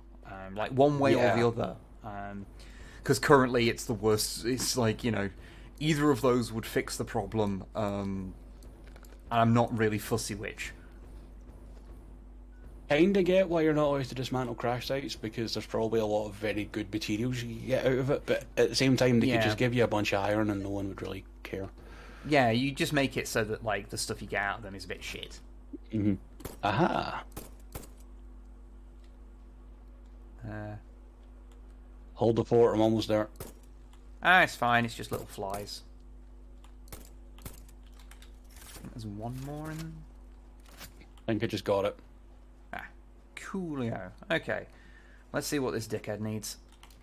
Needs 30 megawatts power. Okay, I guess I'll build 3 biomass burners then. Actually, no. I think I've been grabbing fucking alien catapus. Which I will need a crafting thingamabob to use, which is in the... Which section is that in? Production. Thank you.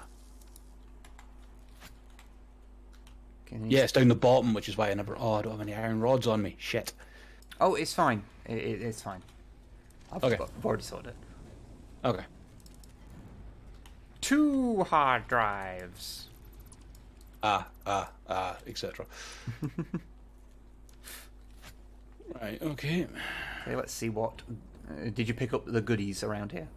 Yes. Okay, good. Okay. Oh, that's a real fucked up looking cactus. Longfang, be kind, he's trying. Oh, the slug.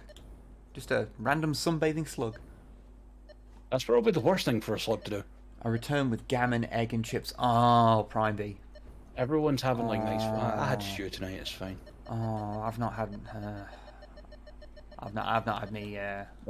Anything yet. And now I really want that. Oh, hey. Ah, good. Yep. I get the impression the desert hasn't been given a few passes yet. It was slug bathing. I have a signal. I can see it. I have also found a dickhead. You good? Yeah, he's dead. Okay. Nope, this way. Oh, it had reset itself to slug. Head for me. But it does mean I have also, you know, found a found a yellow slug. So you know, never a bad thing. Fucking reload. Come on. Hmm. There we go. But yeah. And the thing where I'm like, do you think Snipe would be mad if I woke her up and said, "Hey, I want to take away"? I think she'll be the opposite of mad, if I'm honest. Yeah. More fucking rotors. Alright, okay. Unless you've got any rotors on you. No. I do have a single supercomputer for some reason. It's probably fine. Okay, Yeah. right. Oh, have you got some screws? Because I don't have many on me. There you go. Thank you muchly. How many was it? Was it fucking... Did you say 3? 21. I think you said 3, right? 21. Oh. Okay, alright. Because everything is pain. Snipe and Lehman. What? This is Wib and Longfang, but close. What armies do you guys recommend for beginners? I mean, the obvious answer is just Space Marines, because they are... Yeah, I mean, they're kind of a bloated mess right now, but I would still say in terms of, like, simplicity, yeah. I'm biased. Especially just playing generic Space Marines as well, rather than picking a specific chapter off the bat. Because they can be adjusted to be pretty much whatever you want. Orcs, I think, are also not bad for, like, a beginner, because they have a lot of freedom in what you can do with them. But also, they cost a lot more and are more difficult to paint. Yep. Whereas Space Marines, you can get a decent paint job on them with relative ease. I mean, I'm going to be honest, I feel like Contrast was made for Marines. It's actually... Well, Contrast is... Marines are like the worst thing for Contrast, in all honesty. Really? Yeah. Because Contrast works best on models that have a lot of detail that it can sink into. Whereas Marines, though they have a lot of curves and stuff, they are still fundamentally a lot of flat panels. That's why when even on like ones that are produced by like decent painters tend to have problems with contrast pooling, because that's just kind of inherent nature of it that isn't super good for like those things. Hey, Bub. Yes. Hey. Friend. Okay. Hey, heading in the opposite direction of that crash site. Okay. You good there? Yeah. What? Yeah. Everything's fine. Are you sure? Everything's fine. Stop looking at the butthole cactus and keep moving.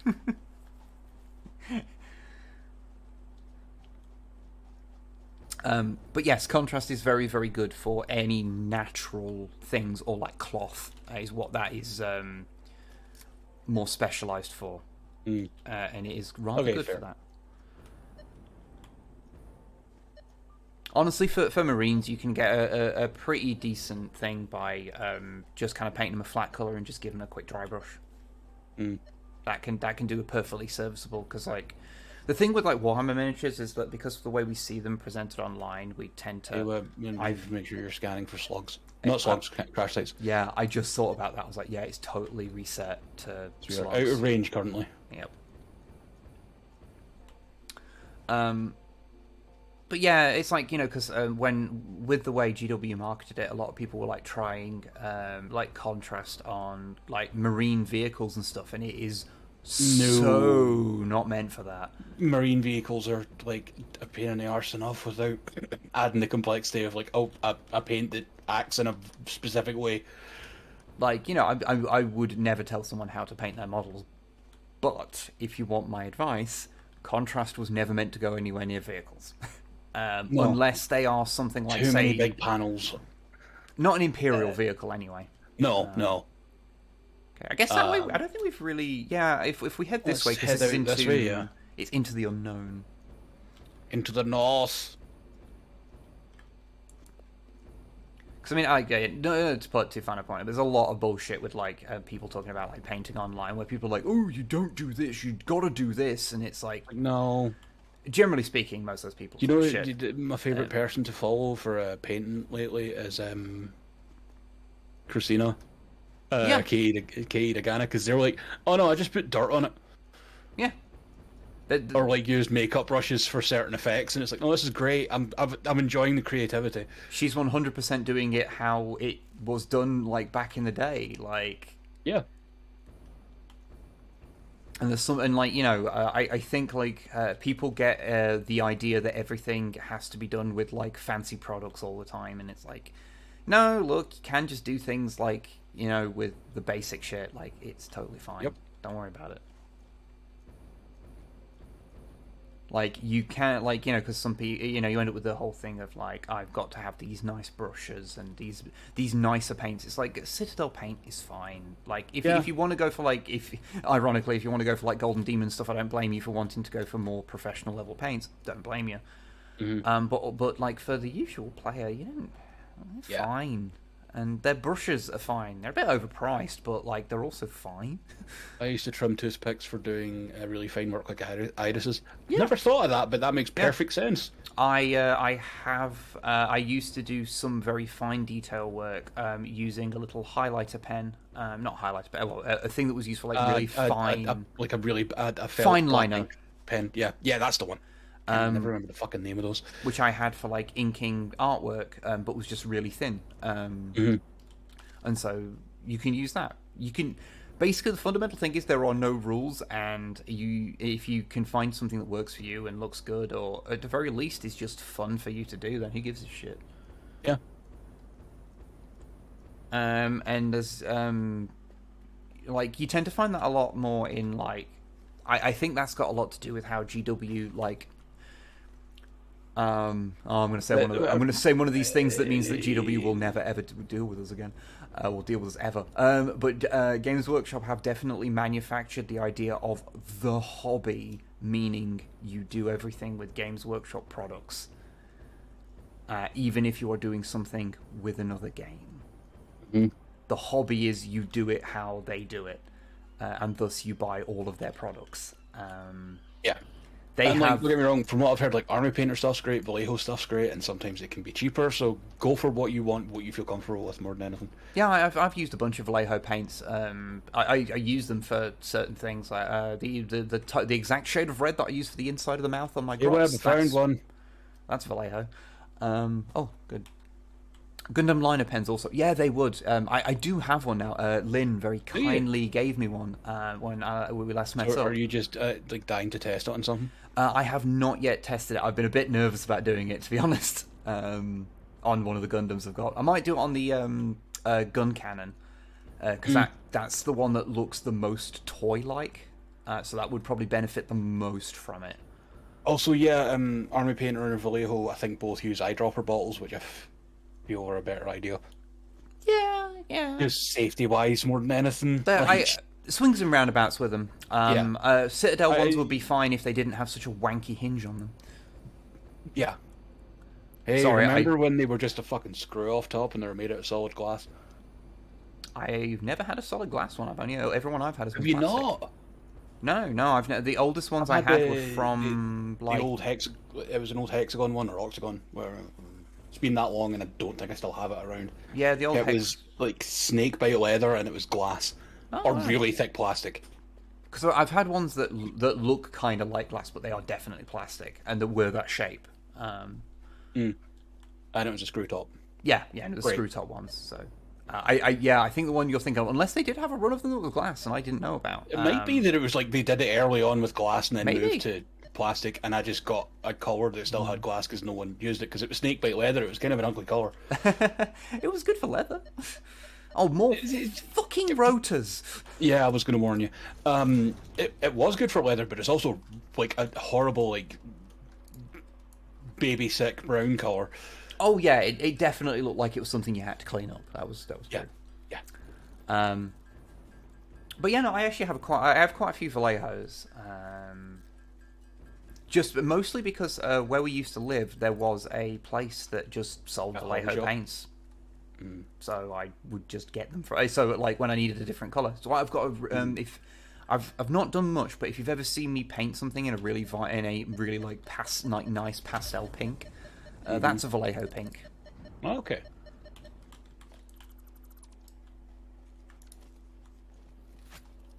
Got it. Yep. I guess we can go for like one more and then head back if you like, because we should probably restock things at the factory because I think it's been slowing down a bit. Cause we're probably. Tamiya paints, are those not? Are Tamiya paints not enamel? Yeah, I thought those were enamel. Because they're for like specifically like more model cars and stuff, aren't they? I mean, it may be that they actually have an acrylic line. We just we're just that old at this point, Wib. Yeah. Because we are old farts. It might just be in my head those are like completely conflated with Humbrol paints. That too. Oh, it has enamel and acrylic ranges now. Okay, there cool. you go. You know, I'm noticing, yeah, when you do it, because it is defaulting to the slug, and it doesn't tell you at the top that it's searching for anything. Oh, yeah. So you're less likely to notice it. Yeah, no, Maybe, that's the issue. Yeah.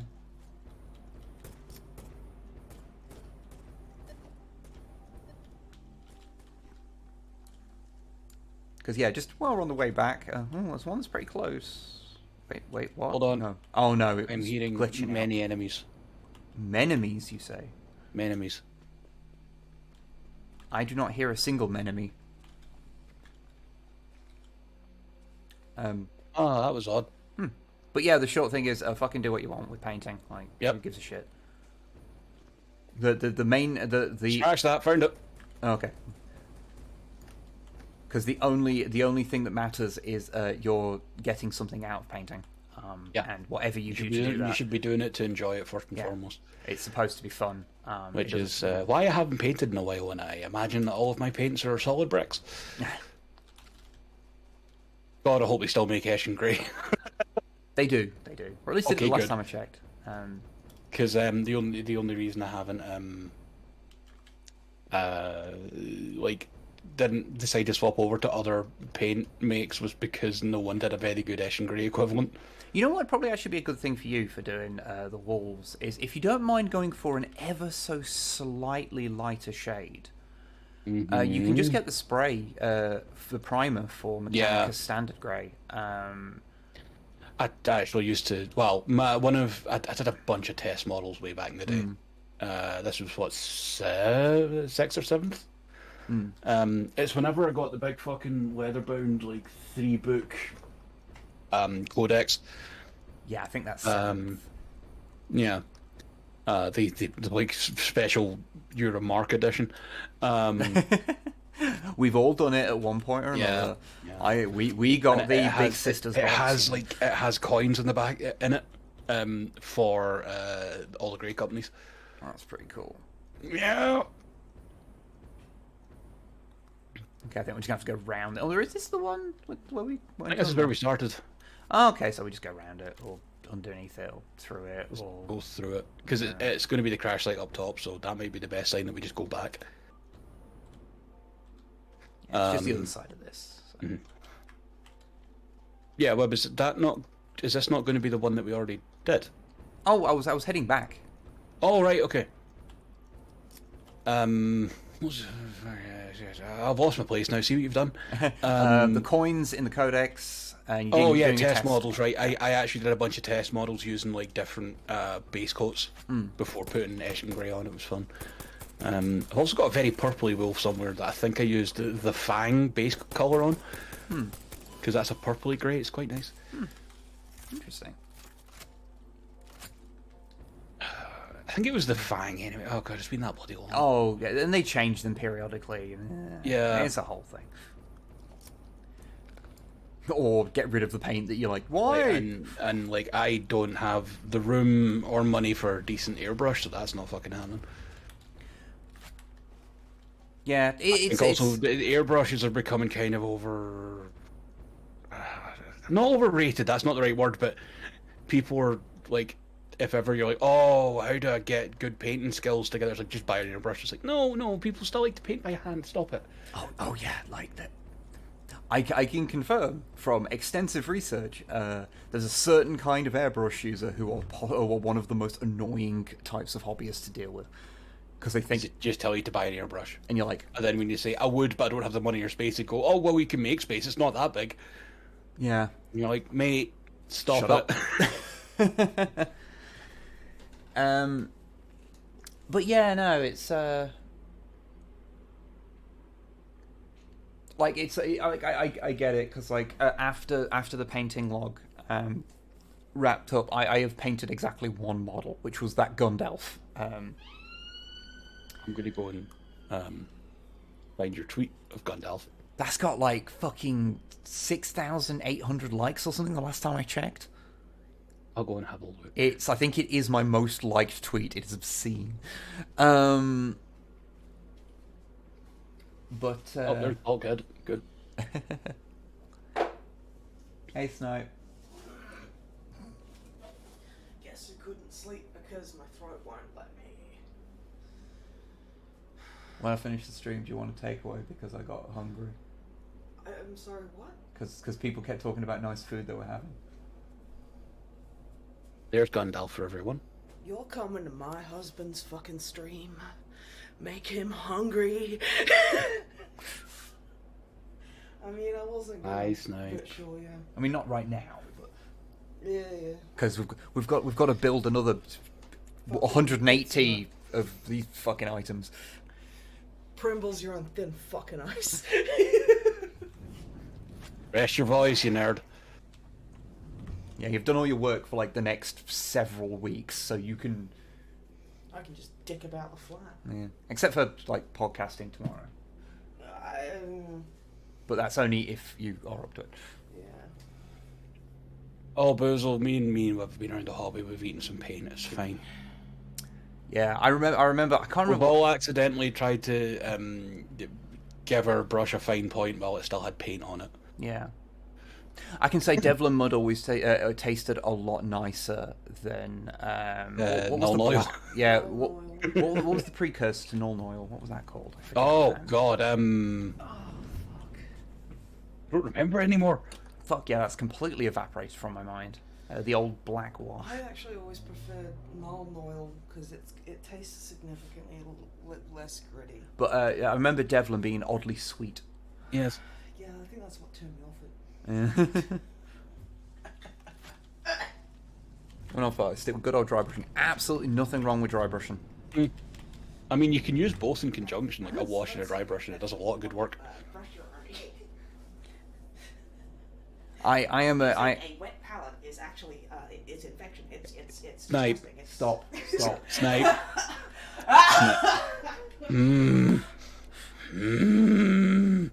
Hearing her voice, can you see why it's taken a long time to get the most recent Codex compliant? Well, I heard the actually, fucking done? coughing fit that she just had immediately when she had to Yeah. laugh. So yeah, she's not well. So yeah, if you're wondering why videos have not been coming out on time, It's because I'm sick and depressed. yeah. Mood. Okay, right. First off, I'm going to jam a hard drive in the MAM. You do that, I'm going to make a pile of shame here of all the stuff that was in my pockets for no apparent reason. Oh, good.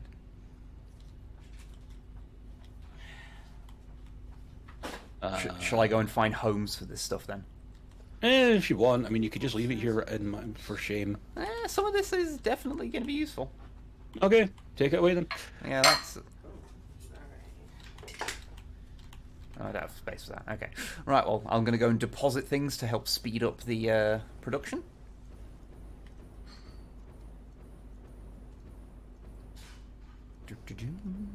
Or, okay, vegans TM give vegans a bad name, like hobbyists TM give hobbyists a bad name. Yeah, You know. Although I will say one thing that I am not a vegetarian. Although I did try and go one for a while, and it turns out if you don't have a huge amount of money and your mental health isn't great, it's really hard to stick to that. So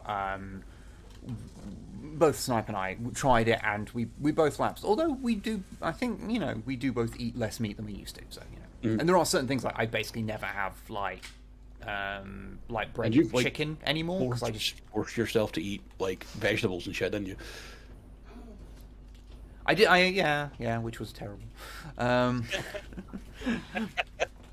Just the worst. Just the worst. But the one thing I noticed is that when everyone talks about like, that type of vegetarian, that type of vegan. Before you go into this full diet, right? That was not meant in a bad way. Do you want me to make more rotors or stators or anything? Can do. Ain't gonna go amiss. Cool. Because like I was gonna hop out for a smoke and I just thought, I could just grab a bunch of materials and then just set Warpath on a Warpath. That would be very useful. Thank you. But what I was just gonna say is that those people are nowhere near as aggressive and annoying as people who do eat meat and think that by you not eating meat you are making a judgment on their character and get so defensive and weirdly angry at you out of nowhere for the audacity. There's a double-edged sword there. Yeah, for the audacity of having a slightly different diet. So that I will say that if you have never tried being vegetarian for a while, maybe give it a shot. You will gain a sudden appreciation for a whole different type of arsehole. Okay, that's all constructing at speed. Alright, okay, so that's... Actually, we're okay for stators, weirdly. Maybe I can just jam some more slugs in there. Okay. I will be right back, my friend. Okie dokie.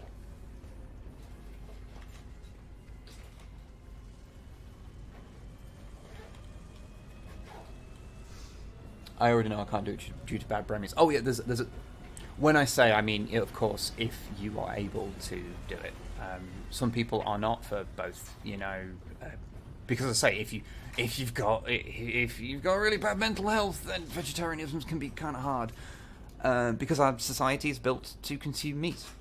So a lot of the easy ways to eat, which sometimes you have to take because you just don't have it in you to do it. It's like health food. It's always harder to work with because we're not socialized to prioritize it. Yeah. And it's expensive. Yes. And that is like a complete brick wall to a lot of people. Yeah. Already. It can be done, you can do these things cheap, but only if you already know how to do them and already... yeah, like, it's totally doable if you've really got the commitment for it, but yeah,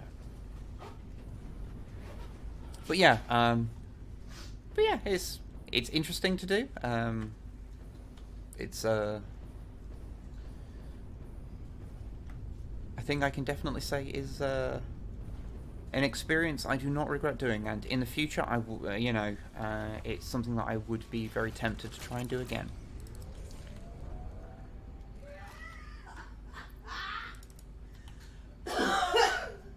Are you okay? I just got a voice message from a very close friend of mine.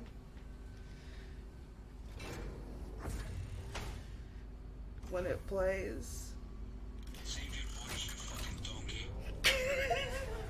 I don't know if people heard that, but that was Longfang saying, "Save your voice, you fucking donkey." And you should be doing so. Although you made a very good point. Thank you. But now stop speaking. You want to take it? Yeah. Just not right now. Unless people don't mind me eating on stream. I do, because I'm going to have to go fucking see the so much cleavage I'm comfortable showing in one day. Are you planning on changing especially then? Yeah. Gonna put on a low cut What top. do you think last time it cost us £3 for an entire couple of meals? Ah, fair. You're welcome. I suffer for this time. Return from planting, once again planting trees. Once again, not a euphemism. Cool. You plant them trees.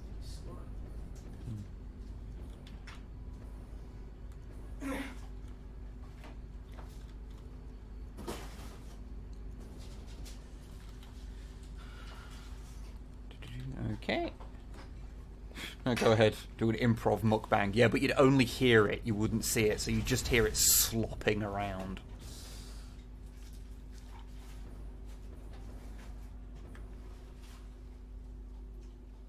And I do know that is a thing some people really do not like. They don't like hearing. It's like an actual like thing that they can't deal with, is hearing like mouth slaps and things. Mm. Mukbang audio drama. What? Came out of throat retirement to ask me what the fuck, dude. Go back into throat retirement. Be kind to your mouth. And don't make me elaborate on that sentence. Whatever you do, please, I'm asking you, I'm begging you. Okay, I won't, but the chat will. What the fuck am I doing? Okay.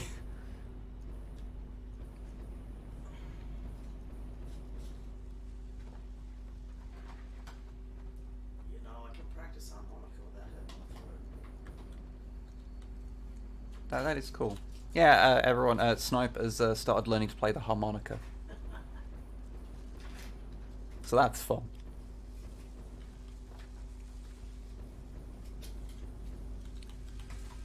Gonna lose her to the blues.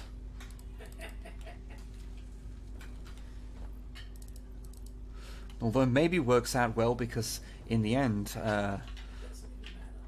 I'll be, you know, we'll be able to start a folk punk band. That'd fit. But a violin at the cup. I do like me a bit of folk punk. Although, unfortunately, to be a folk punk band, neither of us do enough heroin. Well, I mean, yeah. We're not sufficiently crusty to pull it off correctly. Fucking shut up. Hold on.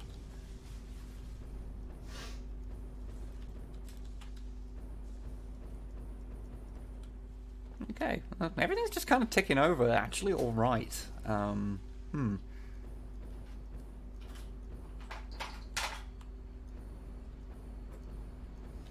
Picked up Inquisitor Martyr with all the DLC for 20 yesterday. Not quite what I expected. I thought it was a twin-stick shooter. Oh no, it's a fucking Diablo clone, and in my opinion, not a very good one. But I know some people do like it, so... Can you stop smashing? What? You're smashing around back there. Cleaning. I thought you sit in a den of filth that I had nothing to do with. Okay. Well, I guess I'll wait for the Longfang to return. Almost as if you made a pretty decent factory.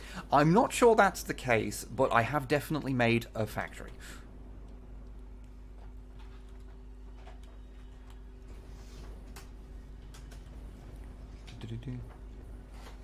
Caesar's been updating it a lot. Oh, you know, that's the thing. I hope, like with all the updates and stuff, Inquisitor Martyr is good because we played it. It wasn't like after launch. It was quite a bit after launch, and honestly, it didn't seem like it was a bad game per se, but just neither like I'm not really a huge fan of like those style games anyway, and Snipe just couldn't vibe with it. So Yeah, me and Snipe tried that and Chaos Bane. oh, Chaos Bane's rough. It's just there's nothing going on. Longfang shouting at me for making the guy at the booth cranky.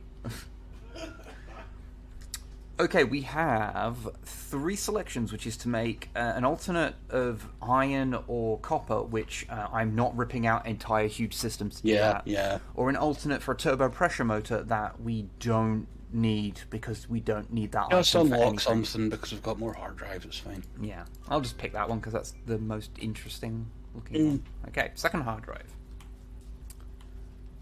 40k could absolutely do with another twin-stick shooter in the vein of the Space Marine promo game. Kill Team, it's called. Oh god, we fucking streamed that entire game one day. Yeah, and I've done a full Let's Play of it with Snipe as well. I haven't... It's not a good game. It's fine. It is one of the most okay 40k games. Mm-hmm. It's not good, but it is definitely okay. Yeah. If you play it on your own, you will probably get bored of it quite quickly. If you play it with a friend, you can have some fun.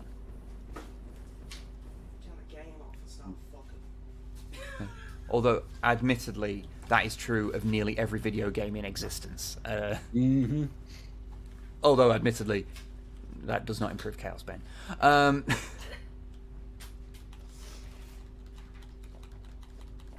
I wish I liked that game more. Yeah, especially because it's one of the very few like codes we actually accepted from a developer. And it was like, oh yeah, we'll accept, that's cool. Like, if I getting a thing from like a 40k game, we're getting a free code. Like we've been doing like the videos for years. Like, this will be fun. And we played it and we're like, oh, this is bad. Oh no. Yeah.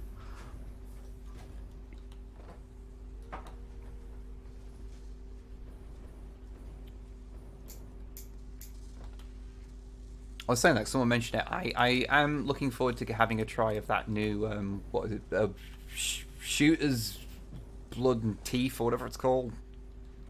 I don't know. The metal slug looking thing. I know nothing about it. Oh yeah, it was announced a little while back with a fun trailer, and it seems fun. Looks fun. Looks like it's going to be like, kind of a co-op kind of Metal Slug kind of style thing, but like with a more cartoony aesthetic. More cartoony than Metal Slug. It's more Scribble Noughts than Metal Slug, but violent. Okay. Oops. Yeah, fair enough. So I meant to say to you, I did a silly thing. This is actually to do with the podcast we've both been listening to, serendipitously, that are not connected, but also are by subject. Okay. I ended up getting GTA 5. Oh, yeah? 25 quid or something, it's not that bad. And I started playing the online. There's solo lobbies and private sessions now. Oh, interesting. And I also got what is effectively an Aston Martin DB8, Aston Martin V8 Vantage. So, Fun. I remember trying to I remember trying to play GTA 5 and just couldn't get into it, but I never tried the multiplayer. I got through the prologue and just played multiplayer. I don't care. I feel like in a lot of ways, the Grand Theft Auto series has sort of... I think it's done its time now. Yeah, it feels like it's sort of past the need for it to exist. Mm-hmm. Longfang, do I need an Ironworks for cheap? I mean, how cheap? For £6. I mean, I would go for it. I'll leave that there. Is this the one that I sent you the link to that was selling a bunch of stuff? No, it's a separate one. Okay. But yeah, everything's actually kind of ticking over quite nicely, honestly. So yeah, it's like, we've only got 150 left, so we've done, I think, nearly half of it already. And that was why we spent most of the time away and not micromanaging anything. Yeah. So that's cool. I'm just looking through my watch list because there was one person that was selling a couple of things, and I sent you a link to them. We're both looking through it, going, Yeah, no, those are on the watch list. Do not worry.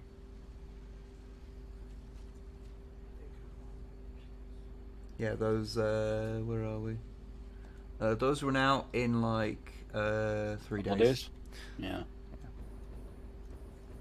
I know this is riveting content for everybody. Wib and Longfang talk about their eBay watch lists. Yeah, that Brunt's probably not going to be a... Yeah, no, that's not happening. Fuck. Game. I do like Brunt. If people don't know, there's a purple weaponizer. Transformer. that's based on. Is it Centurion drones. Oh, it's a well, no. The alt mode is based on something that came with. Was it Scorponok, or was it? Probably. It was a Decepticon Titan like thing. Either that or Tripticon, then, isn't it? You know, actually, I think it might be right. I think it might have been Tripticon. That came with him, and then they were like, "Oh, we want to make a transforming toy of it. Let's make it a weaponizer, and then let's also make it one that is based on Centurion drones from the IDW stuff." Can I use my voice just a humble brag? Okay, what's up? Scal, you know, celebrated Chilean American actor Jose Pedro Balmaceda Oh, damn it. Okay. has followed me on Instagram. Oh wow! I wonder. This is wonder if definitely he's the gonna real ask me one, for and not the nudes. last 30 times where someone's trying to get nudes out of you or something, or your bank details. I'm not sure which. I'm actually happy about is really what I get that, but the Rockstar humor wears thin, especially as the world's gradually shifted to being more like their caricature version. Yeah. It's the fist sharp marketing problem. If people don't know, there was an old podcast called Fist Sharp Marketing that was Jim Sterling and Conrad Zimmerman, and they had a few different third people in it. But it was supposed to be a satirical like marketing agency, and they were all just comedically evil. And they It was improv. It was really good, honestly. It was really good, but they stopped doing it after a while because they said basically everything where after multiple things they came up with as a joke became reality. They were like, this isn't quite as funny anymore. Like, okay, Web, I just found the Ironworks. It has 11 minutes left. Yeah, I know. You know what? I'm gonna put in I'll put in a cheeky bid. If nothing comes of it, nothing comes of it. Henna. Yeah, we'll see. We'll see how it goes. A thing that's going cheap on eBay.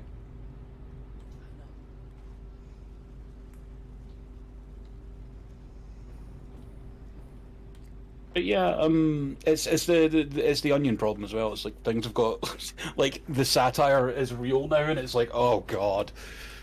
Yeah, and I think there's a lot of like I think a lot of GTA's humor, unless they were to radically retool it, has also just aged kind of poorly. Not just in a it's offensive kind of way. Although one of the games does contain Ricky Gervais, and I am personally offended that he is in a thing. Especially because it's GTA 4, which is the best narrative. Oh yes, GTA 4, the one that actually tries to have A good story. a good story, which I think I don't know how to put this.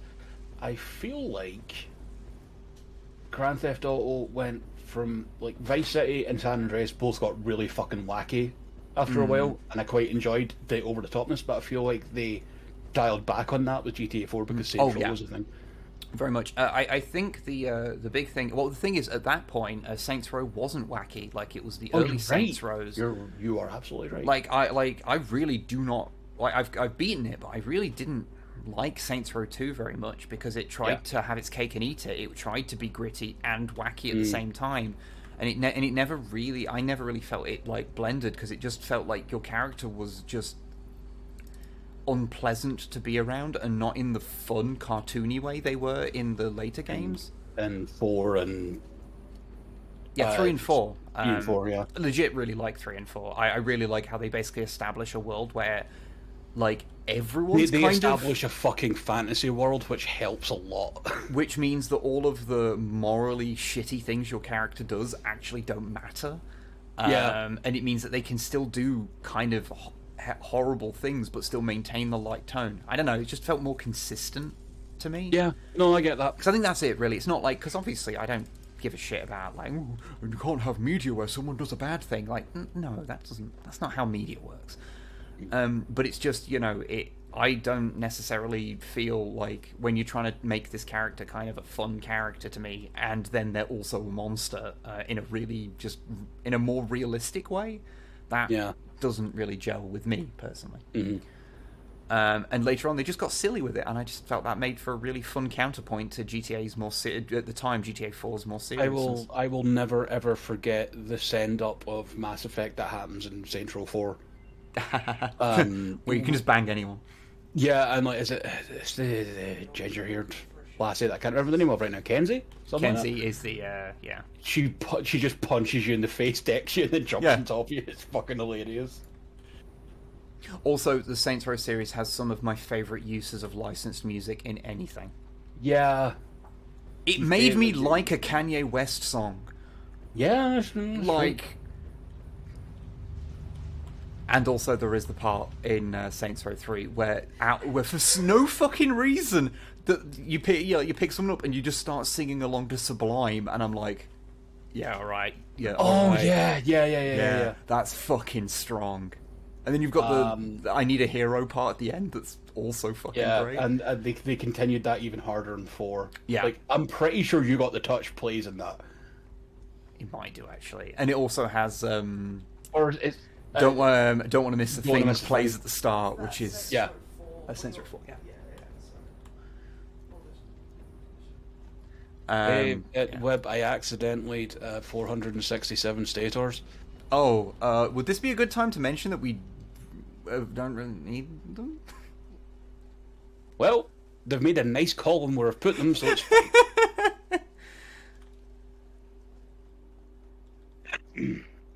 But yeah, no, I really enjoyed Saints Row 3 and 4. Yeah. Fun games. They've... I'd love to play 4 again, but I think it's absolutely fucked, if memory serves. Or did they fix that? I don't remember. I know, because we had problems trying to play Gat Out of Hell. Like, we just couldn't get it running on our machine. Yeah. Which God, is running... that's a strong fucking DLC name. I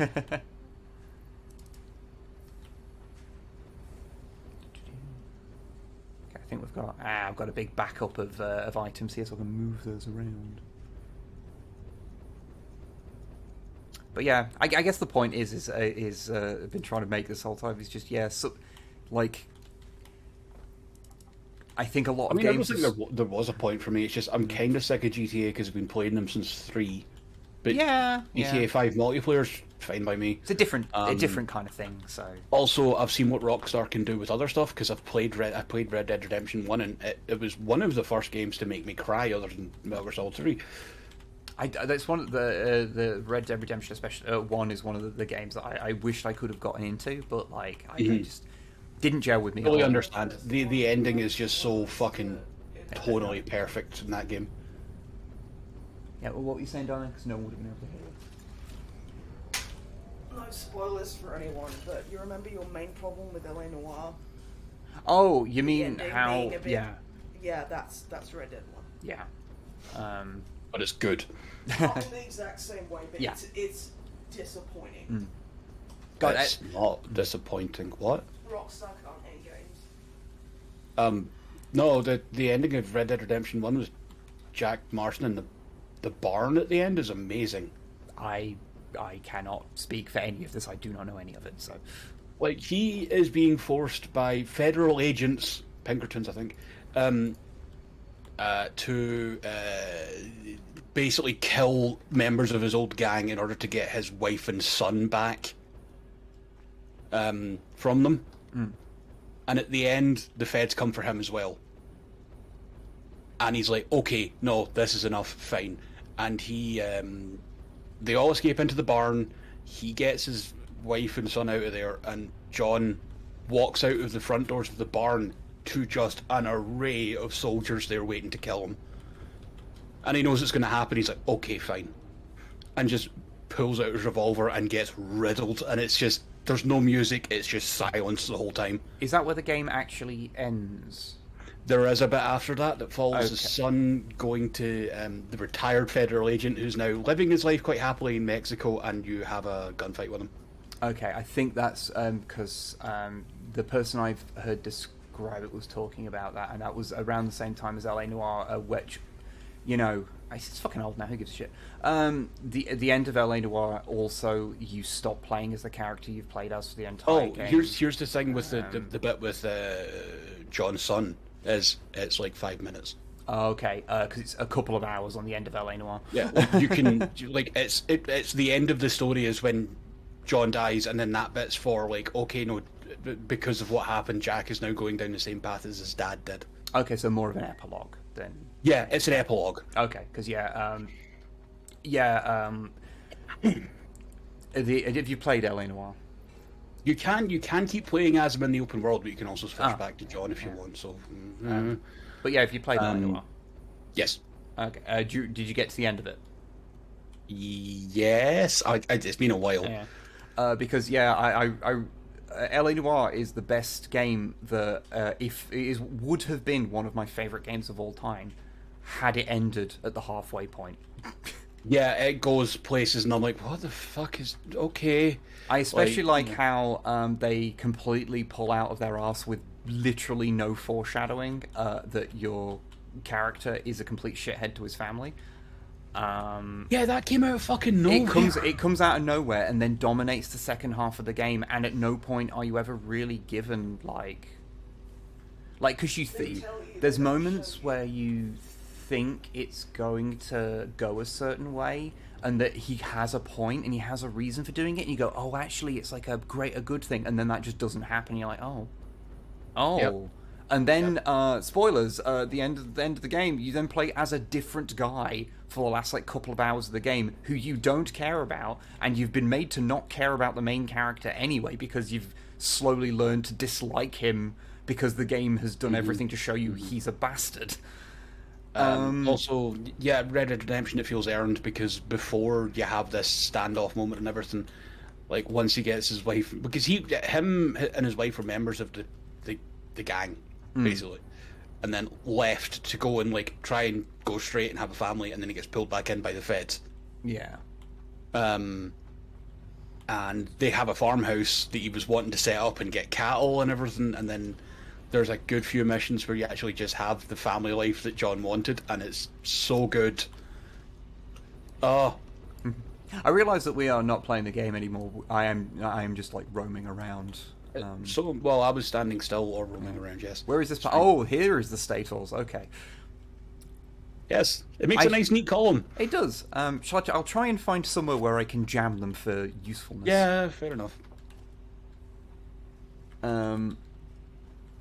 But yeah, I definitely feel like, because it's you deal with... It's in the Black Dahlia murders you deal with. There is I think there is a copycat style serial killing going on. It's not the Black Dahlia, but it's very much based on the Black Dahlia. And it turns out it's a fucking senator's son or some shit. Because after you complete that bit, I think the game should have just ended there. It wouldn't have had a particularly satisfying narrative arc for your character, but it would have been a nice solid 10 hours of fun detective shenanigans. Yeah. Yeah.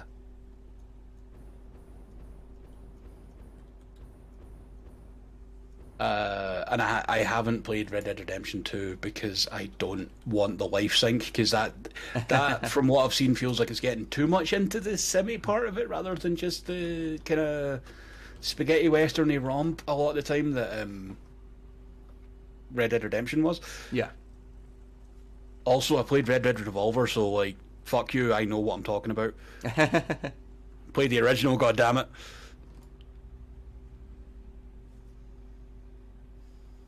I did not play the Saboteur, no. I heard it was good. And I think you could jump off the Eiffel Tower and do some cool shit or something. But oh yeah, that one. You okay? Yeah, I just want to say something really kind of sad and a bit nerdy. Okay. I'm super happy because they had my code breaker in today. Yeah. And they usually have 110 code breakers, but this one's got 153, and I'm super stoked about it. I'm really glad. It might last me a little bit longer. A little bit longer than a month. So. Yeah. Oh, it's on the theory that Uncle's actually read from Revolver. Yes, I doubt it. That would be fun, but no, they're very much using the name, but it's a completely separate fucking universe, because Revolver gets weird. Well, I can't remember if I'm thinking of Revolver or Gun, where one of the final bosses is a general who has a cannon for his shoulder. So, okay. I don't think the Red Dead Redemption fits in the same world. By the way, to inform everyone present, I may have won that auction. Yes. How much? A tenner, complete with postage. Nice. Also, Yeah, actually, it's another one of the ones you build. You know what I'm like. the other thing about Red Dead Redemption, sorry, is fucking the Undead Nightmare DLC is one of my favorite zombie-related DLCs ever. I have heard that's great. The humor is so good. Because we're talking, I keep going back and forth from like the same thing and then forgetting what it is I meant to actually pick up. That's fine. Just never forget. I will never in my entire life will forget. I'm Herbert Moon. Fucking shitebag that he is.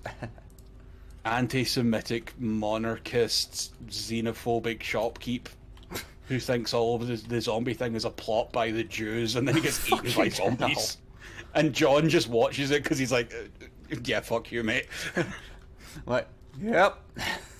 Also, there's an interesting thing with Redemption, because this was not at a point where everyone was talking about, oh, Ludo narrative dissonance. But there's moments in that game where you realise for all the killing he does, John isn't a bad guy. Because he's like, there's like, you pass the saloon and there's some sex workers there, and they're like, they say their thing, and he just, idle thing as you walk past will, like, actually tip his hat and just go, ma'am, sorry, I'm married, or something like that.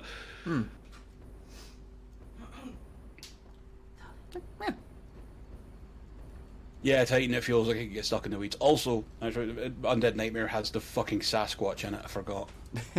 Oh, yeah, shit. You hunt it and then you find the last one, and he's like, why the fuck did you kill us all? Oh, but I assume it's about me talking about LA Noire, but then you'd miss out on the city planning corruption mystery. Yeah. Yes, both Red Dead games did have a dedicated hat tipping button, because like random passers-by would like say something, you could press a button to acknowledge them. Good. That is what we need. Oh man, Red Dead Redemption isn't on any PC platform, is it? First one. The first I one. doubt it. I don't think that was. It was a Sony published thing, wasn't it? No. Oh shit! I suppose it's fucking Rockstar. For some reason, No, in my someone just mentioned it in chat there. No, it's not. Okay, fine. Yeah, in my brain for some reason, even though objectively I know it's not, it was a PlayStation 3 exclusive, like originally, like in my brain. I don't know why. I think because I played it on that. I'm just remembering all the characters in fucking Red Dead Redemption now. Fucking Annie and and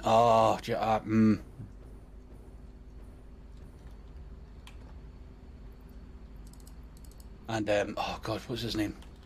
He's based on Lee Van Cleef. Oh god, he's like this old gunslinger guy who's literally based on just an actor that used to be in a ton of westerns. Yeah. Landon Ricketts. He's so funny. Landon Ricketts is a good name as well. It's a very good name.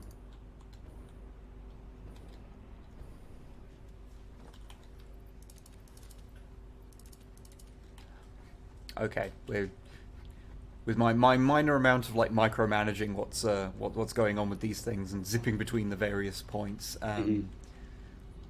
we are starting to burn through the numbers. Good. Like, just need 113 now, so.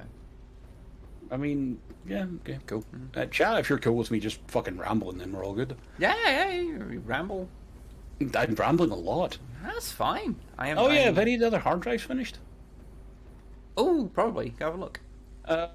Caterium computer, charcoal, or sloppy alumina.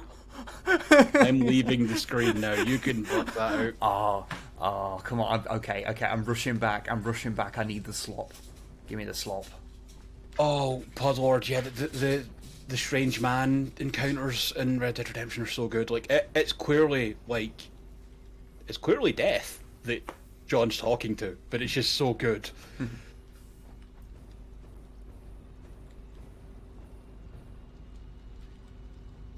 And we don't talk about the weird grave robber guy. Oh dear God.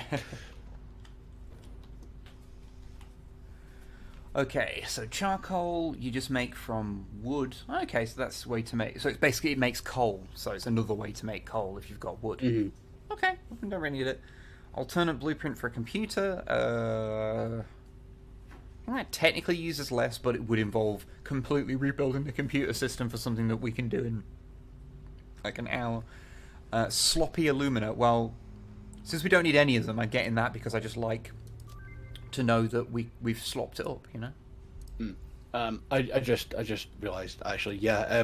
I forgot completely about John Marston does eventually shoot the strange man that is basically death and fires 6 shots into him and he's shouting "damn you," and the strange man just goes, "Many do," and walks away. It's like, oh god, it's just... See, that sounds like the bit from I think it's Pumpkinhead, with Lance Henriksen saying to an evil old like witch, like, "God damn you, woman," and she's like, "Oh, he already has, son. He kind of has." is, but like the strange man is not played completely supernaturally until John fires 6 bullets at him and he's completely unfazed. Like, he's just a weird guy that seems to know an awful lot about John.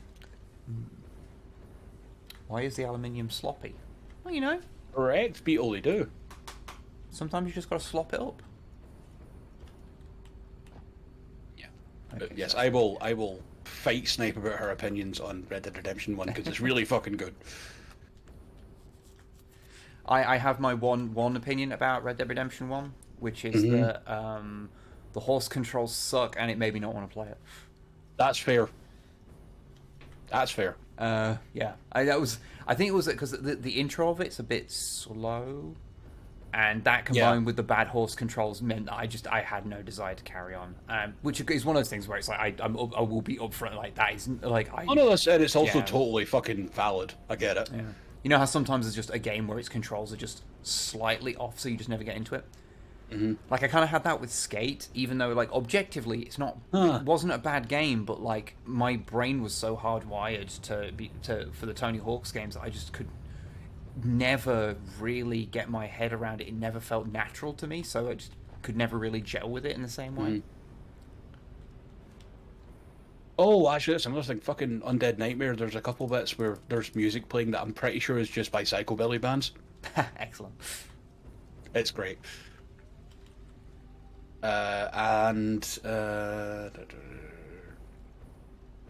Also, it didn't let me rename my horse to Horse and Well 0 out of 10. Yeah, no, that's unacceptable. Orson Welles. One of What a those man. one of those people like I am fucking amazed that he was in that 1967 Casino Royale film. Oh yeah. Playing fucking Le Chiffre. Do you know the story about him and Peter Sellers. Peter Sellers. Yeah. Yeah. Like being upset that you're being upstaged by Orson Welles. Like I'm not being funny, but like. Yeah. Also, Orson Welles making everyone making like a scene take ages because he kept doing card tricks. Because he's Orson Welles and he stopped Yeah, giving a fuck. Yeah. Like, I mean, I'm not sure he ever did. No, because he used to just tell jokes. You know how people get weird about Robert Pattinson, like telling like bullshit stories to people sometimes just to get a reaction out of them? He did that. Yeah. Except I got the impression that he was a bit of a bastard, whereas Robert Pattinson just seems like a dude. Yeah. But yeah, I consider Orson Welles to be one of those people like I wouldn't want to be around you, but you're also kind of amazing. like Harlan Ellison, where I like to hear stories Yeah. about him, but I would have never have wanted to be someone who was ever near him ever for any reason. Because he sounds like for any length of time. yeah, because he sounds like he would be a very funny person to maybe experience for half an hour, but not to like work with for any length of time. Fair. Also, he was Unicron, so He was Unicron. his greatest role we all know. That was his last role as It well. was, yeah. And he wasn't happy about it because he's had his last like I played a character in a toy commercial as a way he put it. Yeah, and he's not wrong. No, he's not wrong in the slightest. That's the thing. Yeah. Oh yeah, I need cable. Yibber. My pockets are full and I do not know what to do with their contents. Just spaff it all over the floor, it's fine. I'm going to put it neatly in a box and then forget about it. Yeah, okay, that works too.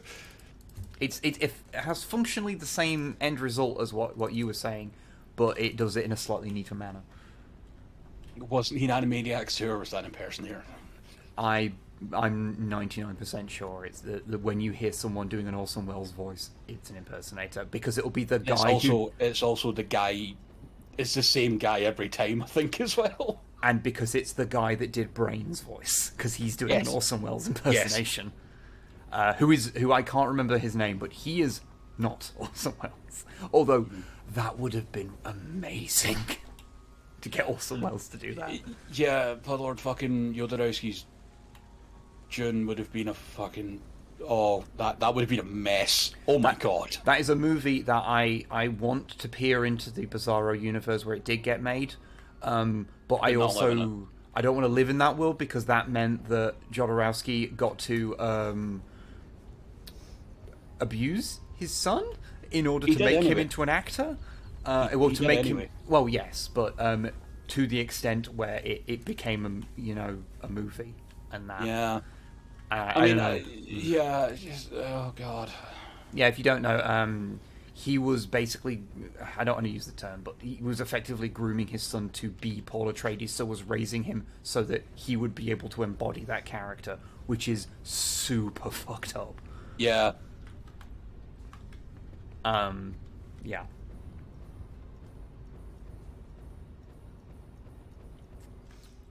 Although, a fun little thing is that, and it never gets talked about, is that some of the artwork that was made for the Harkonnen stuff that was done by H.R. Giger, yes, was repurposed for the PC adventure game Darkseid.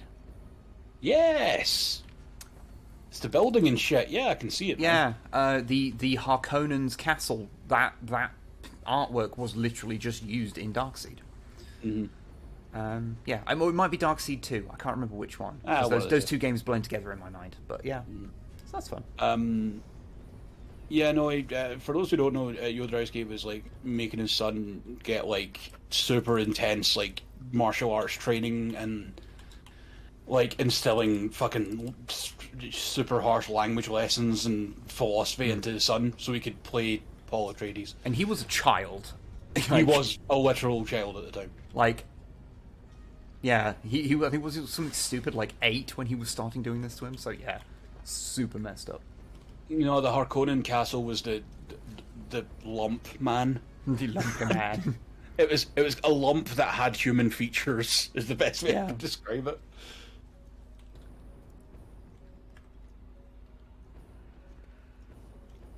Hey, we have 100 more to go. 100. Okay, yeah, we have 100 more to go, and then we're done. I wish the only problem is that because like we haven't got what we wanted, anything we wanted from like the hard drives, we've not had anything to build.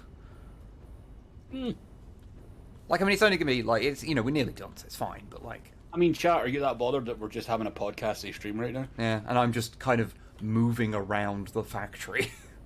Oh my.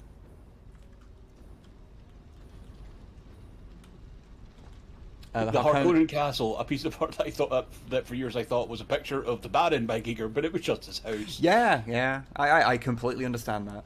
It's like mouth opens up to have like an entryway for like aircraft. Yeah, because there's like 2 different pictures of it, one with it open and one with it closed. Mm-hmm.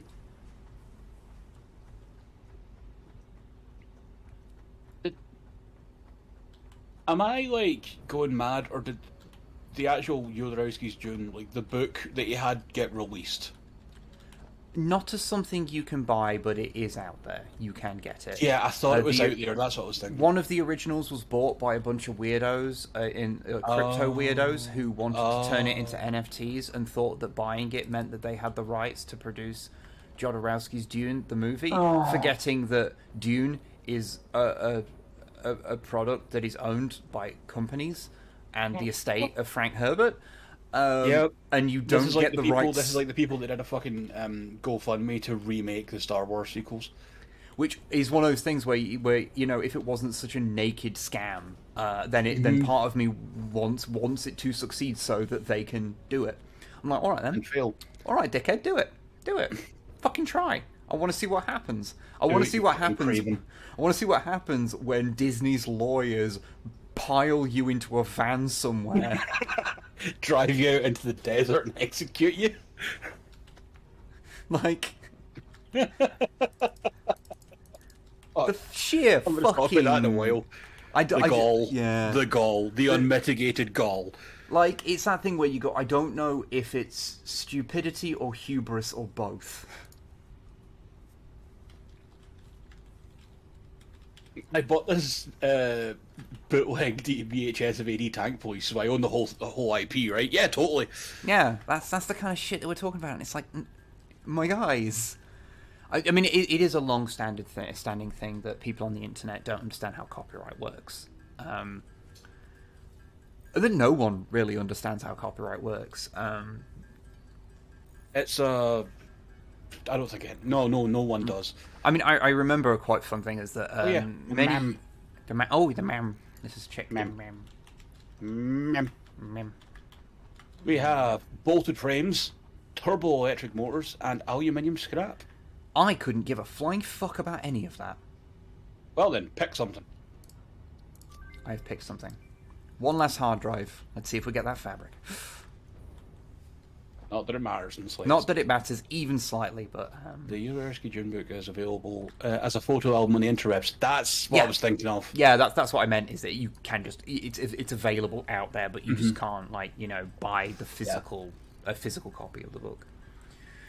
For those who don't know about Alejandro Jodorowsky's version of Dune, fucking Salvador Dali was going to be the Emperor. I would say that if you want a really interesting watch, there is a documentary about it called Jodorowsky's Dune. It is absolutely worth a watch, but just remember that the bias in there. It glorifies Jodorowsky in a way that is occasionally quite uncomfortable, considering some of the stuff he was going to do. Yeah. And he says some stuff that's a bit fucked up. Well, he was a surrealist filmmaker. What the fuck did you expect? Yeah. So, but the man spent most of his time in some hard drugs. Yeah, but it is a profoundly interesting watch. Yeah, I mean, I have seen bits of. Oh god, it wasn't El Topo. It was the other one. Fuck. No, can't remember anymore. One of his movies I saw in, like, there was a YouTube show I used to watch called Welcome to the Basement, where they were just watching films they should have that's on a list sort of thing. Oh yeah, I get that. And they watched one of them and it was just like, okay. Yeah, very very surrealist, very abstract, and using imagery that would normally, did get him in trouble with whatever country he was making it in. But there was a whole one of the things is that, like, he was basically making Dune for people that don't like Dune.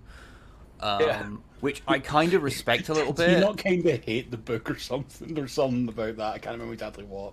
Yeah, like, my relationship with Dune is weird. Like, no, I think you have an amazing relationship with Dune. Well, that I one day think an adaptation of it will be my favourite thing, but the actual thing I find kind of frustrating. Yeah. Like, I think that's a super interesting, like, viewpoint. The original 3 books, like, the original book, I think is like, it suffers a bit. Like, I know because my dad couldn't get through it, and he's like who I get my love of sci-fi from, really. So you know, like, just to give context there. But like, he said, like, it was like every other, like, fucking page you had to go and skip to the glossary to find out what some bullshit it's just mentioned actually meant, because it was just throwing terms out. And I personally didn't find that, but, like, you know, it's my dad saying it, and he's not an idiot and reads a lot, so, and you know, so I take that as being a valid, like, stance. And just, I didn't personally get that, but that might be because I also play Warhammer, so like half the things in it are stolen from Dune, so I kind of understood it. I think we do have a certain different viewpoint because we're already Half in. subconsciously aware of Dune because of that. Yeah. But like the first book, and it's the one it's the one I can understand how it's been adapted multiple times because it's the easiest one to adapt because it's. I wanna see if they ever get to the fucking Wormperor. Yeah. Now, straight up, they will. I firmly believe we will never get to God Emperor of Dune in movie format unless they radically alter Children and Heretics of Dune. Is it Heretics of Dune? That's the second one. That sounds like one. Children of Dune and fuck. I always forget the second two. Their names. You know what my favourite is? What? Dune 2016. Fuck off. Oh fuck you, Snipe. I appreciate that you're using your talking allowance to Thirst. to You know Yeah. what I'm like. My Bluetooth headphones is running out of battery. Oh, Don't no. get Skull Candy. Get the fuck. get cheap ones, yeah. Because I tried the Skull Candy ones because they were the same price as the cheap ones I was gonna have. Because I need wireless for running, and they've just not been as good. And I'm partially Yeah, deaf, so maybe the I quality actually got a pair of Skull Candy ones aren't great for bad either. Sorry, what are you saying? I've got a pair of Skull Candy ones that aren't that great either for battery. I ended up getting a set of Sony ones that were on sale that were really good. So what we've established, this is an anti-Skull Candy stream. Oh no, I'll still buy their cheap wired headphones. I don't think they're worth the price increases. Okay, They- so they we're do anti-Skull some- Candy battery. Yeah. Is the one thing we all agree on. Okay. They do some like wired head earphones, like plugs that are actually pretty good. Remember, like, Yeah. Longfang's speaking, so if you start speaking, then chances Okay, are you're both Longfang, speaking. Be quiet for a minute. Oh no, I'm gonna shut All up we now. do is talk. No, with wireless or Bluetooth headphones, what you do is you turn them on and it goes like, power on, connected, and then it, yeah. This had, like, the Skull Candy ones have two different female voices doing that. So it's like, power on, connected. It's really Ooh. fucking weird. Yeah, that sounds It's- just a little bit it's weird. upsetting. It is. But yeah, Yeah, to get back also, to the... Oh, sorry. June 2 is Messiah of June, 3 is Children of June. Oh, okay, that's the way around. Yeah, okay, cool. I get those mixed up because I read the original Dune trilogy as like a compiled book, which is actually one from the 80s, so it has the covers from the movie, which is quite fun. So Oh, nice. I just ordered a random one, and that's what I got sent, and I was like, fucking bonus. Like, I was well happy with that. So yeah, the names of those two thank you, Lord. always blend together a little bit. Yeah, because I've read. Heretics of the Dune is the next one I have that I do physically own. I just haven't read it yet. But yeah, I feel that the sort of pondering, unfocused sort of way that the Dune series kind of goes on from after the first book, I think is going to be really difficult to adapt into a Hollywood movie that people are going to give a shit about. I feel like they're going to end up taking 2 books, taking out a bunch of filler, and making it one movie. Yeah, Not filler, but meandering. Yeah, I Put can it that totally way. see, like the TV movies, or the TV miniseries did, I can totally see them compiling Messiah and Children into one thing. And having just read God Emperor, a book I have a lot of problems with, because it's not about anything. And when it tries to be about something, you sit there and you go, Frank, what did you mean by any of this? Like, what is your point? Because, like, the general point of the Dune books up to that point are, maybe, like, leaders are a bad idea. Messianic figures are bad. Yeah, forming behind a messianic figure, maybe that's not a good idea. And that even that when people find themselves in positions of great power, they themselves are also trapped by the fate and logic of what that position holds, and so it means it's not good for anybody. So, you know, there's definite themes going on there that's it's occasionally messy and meandering, but like it kind of goes somewhere. But God Emperor of Dune, like sort of comes down on a totalitarianism can be good, actually. Because even though bad things... until it's not, I think. Well, that doesn't happen in that book. I'll put it that way. Yeah, that's the thing. I think that one is set up for the next series of books, which are no, it's still bad. Yeah, which it does mean that it has a very unclear sort of vibe to it. It's trying to say this thing is bad, but also you're all here and enjoying our in-depth literary takes. Yeah, like I say, it just seems more sorry. focused, and it doesn't really figure out what it's about for a long time in the book, and there's a large portion of... isn't as good as if it's enforced by hot sex nuns. Yeah, there's also a whole bunch of the book that's basically just a giant worm man going, "I miss my penis," and I mean that feels like it should have been a fucking Monty Python skit about June. Yeah. I don't know, I'm going, ultimately, I think that if you've got a series of books, they should all be able to stand on their own merits, because otherwise, what's the point in having them be individual books? That. They should have their own things. That doesn't mean they can't feed into each other and feed into a wider story, but yeah, that one just felt meandering.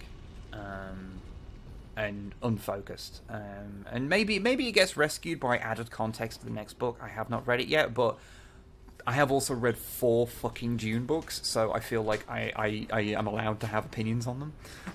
Ma'am, Ma'am, this is your ma'am alarm. Ma'am. I have heard that the Dune books that were written past Herbert get Frank Herbert, because his son takes over, I think. Get real fucking wild. I don't know how I feel about that sort of thing. I still kind of have a problem with Christopher Tolkien taking over and writing a book, but at the same time, he did it in a different age of Middle Earth. So yeah, we got a bunch of bullshit we don't need again, by the way. Okay, good. Fuck it. I mean, you can just call me by my name, but still. I think you could compile and synthesize some of the later Dune books into something interesting, especially giving it Yeah, I think that's the... I think part of the thing is, because if you don't know, after the first 3 Dune books, which follow mostly the story of a guy and his kids, and granted, the later book, the next book also does that, but it skips forward several thousand years, 3,000 years. And so there's only 2 characters in it that are consistent from the previous books. But it's a weird series, basically. It's a really fucking weird series. It's got a lot of really cool elements and a lot of elements that make you dry your teeth. It's one of those series that's this is fundamental to what sci-fi has become. Yeah, but also, in a lot of ways, the Dune series is like the Lord of the Rings series to me, where I just almost say Duncan Eternal, and I'm sort of yeah. I respect it more than I like it. If you know, which is fair. Whereas I just like it. Yeah, because, that's fine. Because I like to sing songs and fucking Numenorian, Elvish. I can't remember anymore. Quenya, maybe. Yeah. No, I just didn't gel with the Lord of the Rings books really. I enjoyed The Hobbit. It's a fun kids book.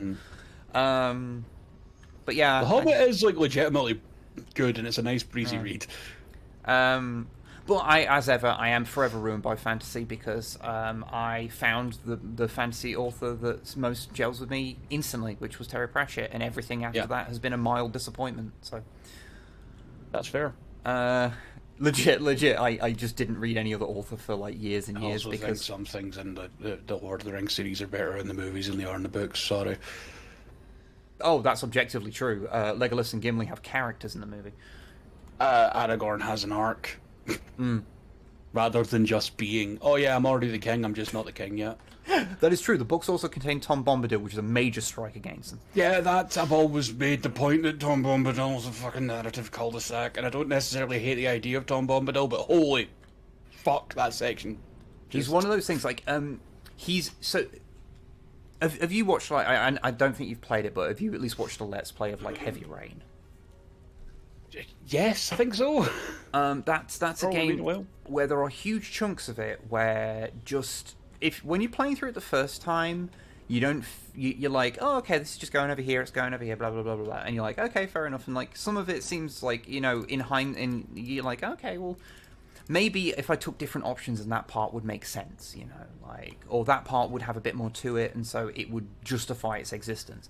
But then you play through it a second time, and you intentionally and you start really seeing how this thing exists, not just in the context where the rails and the junctions are. yeah, and you start to really understand how this fits into the overall narrative, because you're not just remembering it, you're playing through it a second time with the context of where it goes after that. Then you realise it was fucking worthless and it served no purpose and it could have been excised and the story would be barely any different. And yeah, and that's kind of how I feel about Tom Bombadil. Yeah. I do like the idea of him, especially because he like puts the ring on and nothing happens, and you're like, wait, what? There's some interesting stuff there, but I mean, it's something which, to be fair, I do want to actually highlight someone's message there. Wrong. The Battle of Pelennor Fields, which is in Return of the King, it's in front of Minas Tirith, would have been much better in the movie if it had focused on the spooky fog that was spooky for 2 hours. Tolkien was not a battle writer. Oh no, it was I completely get that.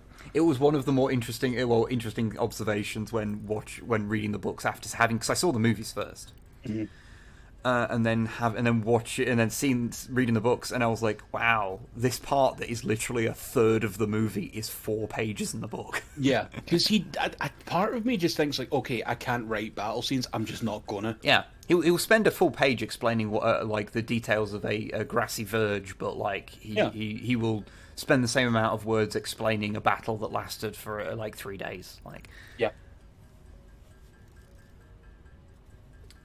Heavy Rain is such a good game that I bought it second hand twice because I forgot I ever played it. Oh, that's actually the best. If you can forget everything about what happens in that, because the worst thing you can do with Heavy Rain as a game, because I don't hate it, I think it does, like Quantic Dream games always have some good elements to them. That is what makes Quantic Dream frustrating as a developer. Also, it has David Cage. Yeah, that's just the problem. That's the thing. Like, and putting aside the fact that it's games that are the product of an abusive work environment, and literal goblin man. Yeah, and I don't want to support them with money. But there's always been elements to each game that is, if it's not like it's interesting, like so Beyond Two Souls. Like, there's elements of that that are interesting, and if it was told in order, so it allowed you to grasp what was going on better. Just put Elliot Page in really fucked up positions, wouldn't that be interesting? Yeah, if it didn't have David Cage being a horny, horrible little goblin. I wonder how he feels about Elliot Page nowadays. Frankly, for someone I don't want to hear, it's David Cage's opinions on. Well, I was going to say trans people, but basically anything. I don't want to hear him speak. I will forever remember the quote that came out from witnesses in his office. That there is not enough tits in the break room. Yeah, absolute twat. But anyway, I do not make games for F-slurs. Yeah, fucking piece of shit. But like, so there is like, but there were elements to the game that was very pretty. When the actors had something to act with, they did pretty well. There was interesting elements to it, and if it had, the script got a rewrite by a writer, then it could have been. I think you could have done something with that. And I think also if they'd have made it so your choices ever mattered for any reason ever. I vote we skip the death of the author discussion for Cage. Yes. Oh yeah, no,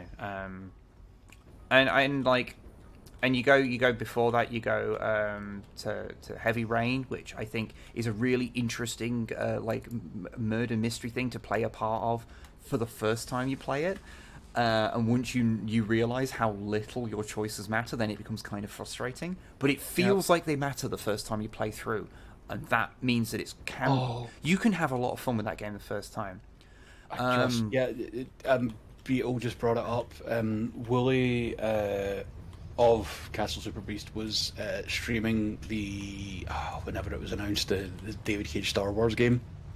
When the trailer for that came out, he was streaming the event, and seeing his face go, "Oh, this looks rad, this looks rad, this looks rad," Quantic Dream, and his face just sinks.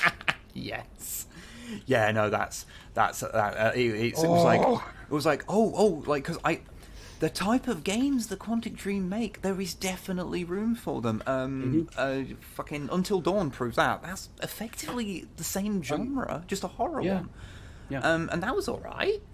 But it's just Quantic Dream's the problem. David Cage is the problem. Like, you know, it's not even that Quantic company. Dream, it's Cage and the fucking environment he's made. Yeah, and Rustbot, you're not wrong about Lord of the Rings being more of a book of world building than a book of a story.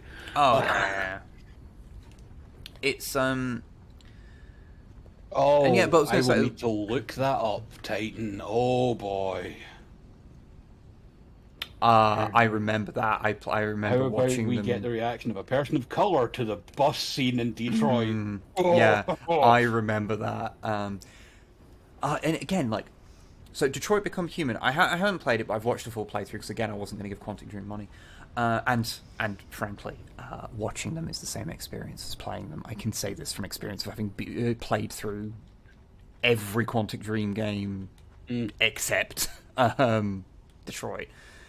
But that had like the relationship between the robot cop and what's the actor's name? It's Clancy Brown. Clancy Brown. Like they had such good like chemistry together. Like, you ever heard Clancy Brown being interviewed about Cage? no. Brown's like, the guy's not a fucking movie director, no matter how much he thinks he is. He has no idea what he's doing. Yep. No, that's No, yep. it's like Brown was tactful, but he was blunt. Yeah. But yeah, there was definite elements in that where it was nearly good, but it would just occasionally would just. I mean, those scenes between Robot Cop and Clancy Brown were good because they were ad-libbed. Yeah, they were actors who were Acting. who were good at their craft, doing their thing, and those parts were genuinely enjoyable to watch. And Fahrenheit, the first game that most people are aware have played from them. We know there's one before that. Yes, we'll talk about that in a second. We have to. Yes. Oh, child. Fahrenheit has an absolutely, considering, remember this is a game originally for the PlayStation 2, was an absolutely astounding, like, it was a bit janky, but like, you being someone who has just committed a murderer, does not know why they did it, and has to cover up the crime, and then you come in as the cops and have to try and solve the crime that you have just covered up. That was really cool. Now, of course, later on in the game, it turns out that the ancient Mayan internet wants to kill you, has basically possessed you. Then it goes off the rails. Also, you're an indigo child, which is a weird culty thing. Yeah, it goes off the rails. I don't mean that in super hard. terms of a culty thing in the game. I mean that the idea of indigo children is a cult thing Yeah. in real life. Yeah. It's a very interesting game. Also, the action sequences, rather than doing what you would think of as a quick time event, you play Simon Says. It was the giant ghost cockroaches that did the crime, wasn't it? Maybe? No. The giant dust mites are an entirely unrelated thing that happens to your main character, and is the point at Or which reasons. and is basically the point at which the game. I remember. I think it was the PlayStation version of it. God, I bet. Oh no, shit! No, it was the original PC port of it. Okay. That part was nearly unplayable. Like, Yeah, the frame rate. tolerances on its on the QuickTime events was so tight. It was just so difficult to pull off. Brilliant. But yeah, but that game has interesting moments. You do go Super yeah, Saiyan. Never forget the scene where the house attacks you. Yeah, it's at least having fun and being weird, and you know, it does unfortunately have a forced stealth section, which is Oh god, I forgot about that. absolutely fucking appalling. But it's interesting, and I think that's the Also thing. Like aliens, I think. Like, was that a UFO in that warehouse in the military base where you grew up? fuck, I don't even remember. I think it was stuff to do with the whole Indigo Child thing. I don't fucking remember. There are large portions of that game that are too stupid to keep in your brain. I actually forgot when you said he went Super Saiyan that he does actually get white hair, doesn't he? Yeah. Yes. Digital aliens. There we go. That was the thing. I've beaten that game like twice in my life, and I cannot retain large parts of the plot because they don't, on a fundamental level, make any sense. And also, the funniest thing about Fahrenheit/Indigo Prophecy is that you're not allowed to play it. Woman fucks a zombie? Well, yes, she does. But you're not allowed to play it on Twitch because it has a couple of sex scenes in it that you have control. The tamest shit ever. They are really tame, but you have control during right. them, which is what, from my understanding, at least when they originally banned it, that was the reason, because you push up to thrust is a line, because I think you're allowed nudity as long as it's not the primary purpose of the scene. Oh, like, I know. I've streamed the entirety of Witcher 3. I know. Yeah, and you're allowed it provided it's not a sex game. And I think being able to control it pushed it into that thing. So yeah. But then you have Omicron before that, which is the most interesting yet unplayable thing that I think has ever been created. That was put on consoles, because there's games like that you can find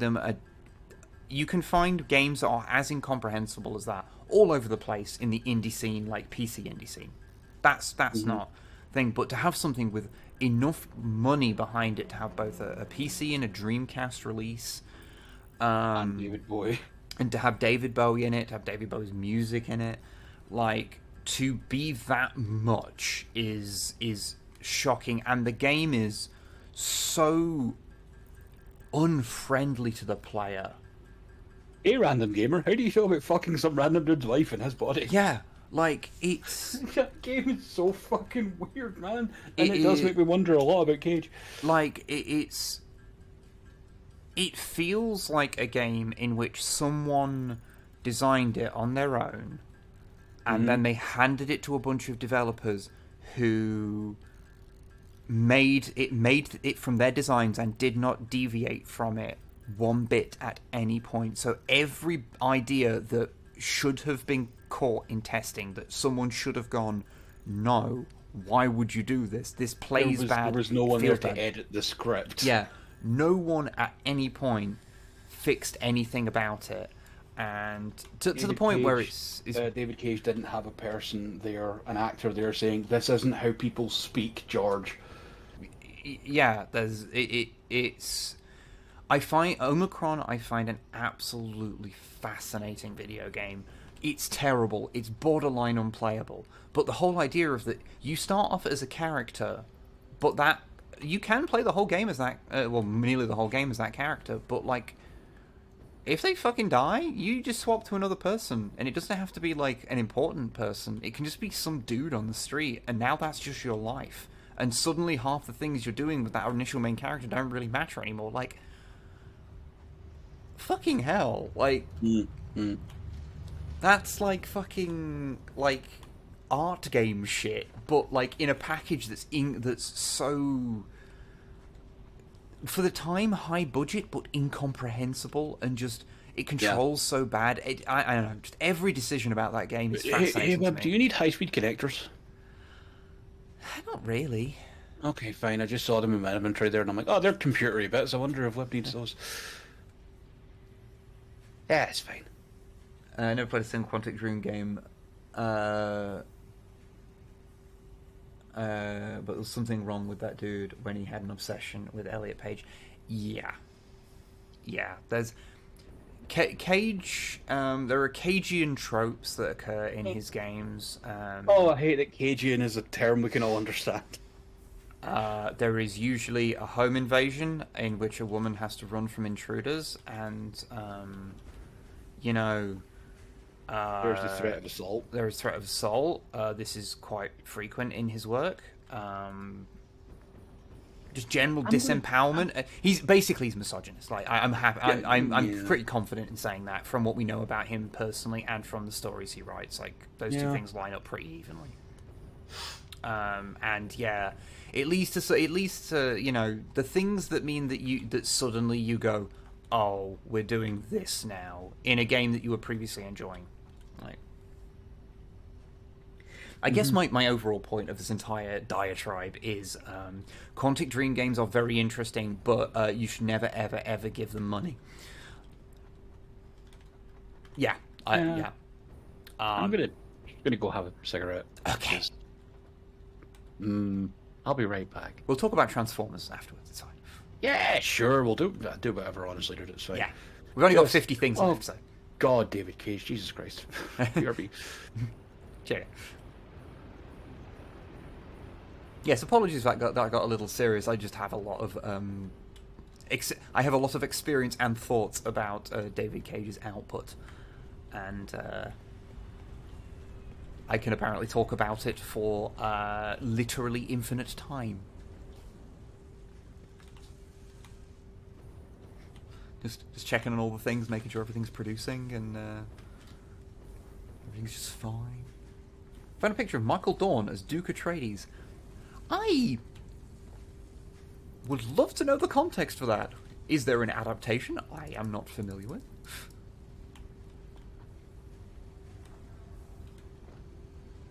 We forget that entire part of Beyond Two Souls, Longfang. That part does not exist. The whole of the whole franchise, just the whole Quantic Dream franchise does not exist. It's from the Westwood Dune RTS. Oh, okay. I never played those. Those were sort of a bit before my time as a PC gamer, so I never played those. That's really okay. That's very interesting. I will have to look that up on the old YouTubes.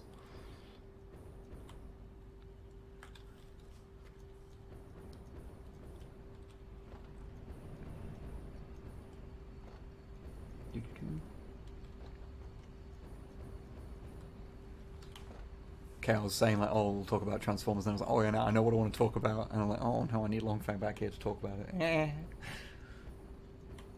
There are some things that are very Klingon about Dune. Well, I mean, you know, like Dune is largely based around like, you know, noble houses and the honor systems and backstabbing and all the shit that goes on with that, and Klingons share a lot of that kind of stuff where, you know, like they'll you know, shit gets done like in secret because it wouldn't be honorable to do it out in the open, you know. The Klingons did kill their gods though, which, you know, you gotta respect them. You gotta respect them. They were like, this is a problem, gonna sort it. Took me a moment there to remember what item I'd actually even come back for. It was tubes. I was coming back for tubes. How did the Klingons kill their gods? It's part of their mythology. Of that, it's Kahless and his wife, I believe.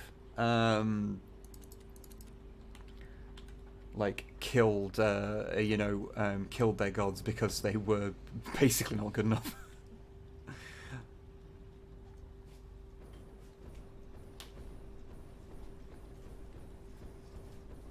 Does it make Nietzsche a proud Klingon warrior?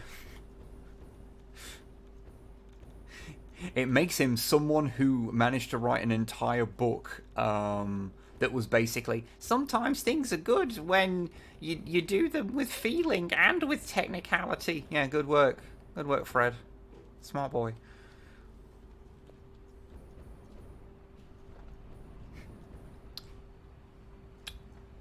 I didn't get very far through Birth of Tragedy before going, this guy's just a knob.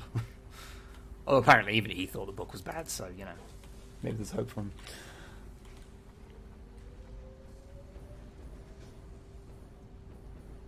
He did have, I will give this, my one part of uncritical praise of Friedrich Nietzsche is that he had a mighty mustache. I don't think any of us can take that from him.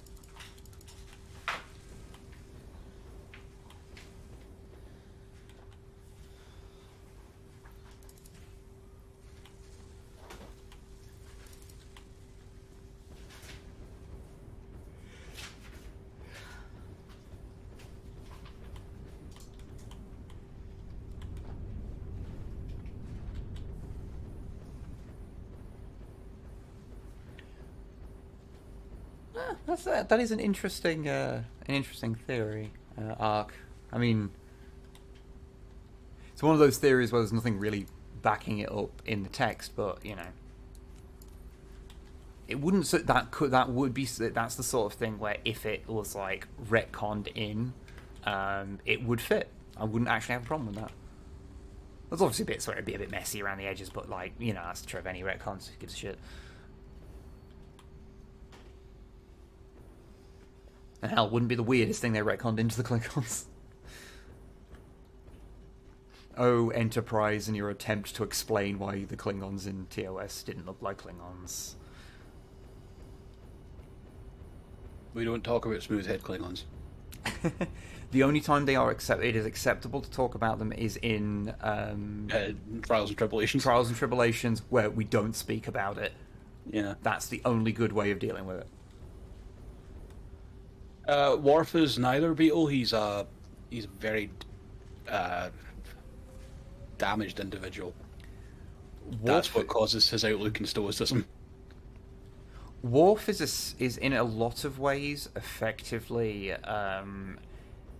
He is trying to be the stereotype of a Klingon, but he didn't actually have much to do with Klingons, so it's an inaccurate stereotype because a lot of Klingon, the stereotypical Klingon that we see is fun. Elrond and Martok. Yeah, they have a laugh. And fucking Kang and Koloth. Yeah, they're bombastic. They drink and party and make merry. They are Thor, basically, like Marvel Thor. Yeah. But an entire race of them. But Worf isn't like that for the reasons that Matt pointed out, and also because when he was a child, he killed another child in a football game. So it led him to create this. It's like a cartoonish, like not cartoonish, but like I said, stoicism. He's very controlled all the time. Yeah, he takes some elements of what, like, he treats some elements of him as being something naturally Klingon, but they're really not. He's just an interesting character. Yep. Who he killed a kid playing football. And was like, oh shit, I've got to be careful around humans. They break easy. And he was very young at the time, and it colored all of his life. Yes, he does drink prune juice, and also about the Klingons killing their gods. TNG does have that episode where they kind of discover why all the races look like humans with things on their forehead. But also, it's not uncommon for Star Trek to go, you know that one episode? I mean, it could also be that is actually true, and the reason that there isn't many, or that they died out, or at least the Klingons could have had an uprising against those people. Yeah, and that was them killing their gods. Because ultimately, unlike Quantic Dream, Star Trek does have writers. Yeah. So that's the thing about a writer, is that they just make stuff up, and if they're good at it, they can make stuff up, and you'll buy it, even if it doesn't really gel with previous things in that setting. There's a Star Wars conversation to have sometime. But anyway, I meant to say about Transformers, 'cause I was going to mention, because we had a proper big talk, did we not, about OC Transformers. Oh god, yeah, we did. We did the whole thing, and so Snipe has an OC Transformer. It's named, got an alt mode, color scheme, like basic way of transforming. I may have helped in my own way with that. Snipe, don't make me throw something at you. I'm gonna have to. Snipe is enjoying her like Weird Al polka as far as I know, just bleeding be. There's a sock. I can do a sock. Oh, hello. Hey. What are you doing with my sock? I was going to throw it at you to get your attention. What? Do you mind if I tell Stream about your Transformers OC? Yeah, go for it. That happened inadvertently. That's completely fine. Okay. Thank you very much for asking. I wasn't just going to say it. It's No, your thing. It's really thoughtful. Thank you. Okay. But yes, so what was the particular type of Mustang? Oh, it was oh god, I think we ended up using the Mac 1. Yeah, it was the Mac 1. So Mac 1 Mustang, which is a 70s one, right? Oh Christ, now you're asking me fun questions. Give us a second. I believe it was the late 70s one. But I'm also just going off the top of my head there. Well, anyway, it's a Yeah, Mac 1, 69 to 78. Ah, so, okay. yeah. So That was the first generation of them. So yeah, Mac 1 Mustang alt mode that is black with red stripes down it. Named Redback, you know, fun little Australian vibe going there. Would transform in the same sort of manner as Wheeljack, as in the front of the car becomes the booties. I guess actually probably a better comparison would be like Run Amok and Runabout, like the modern interpretations of those. Thank you for that, Titan. I'm going to send that over to Snipe now. What is it? It's the Boba Fett Transformer.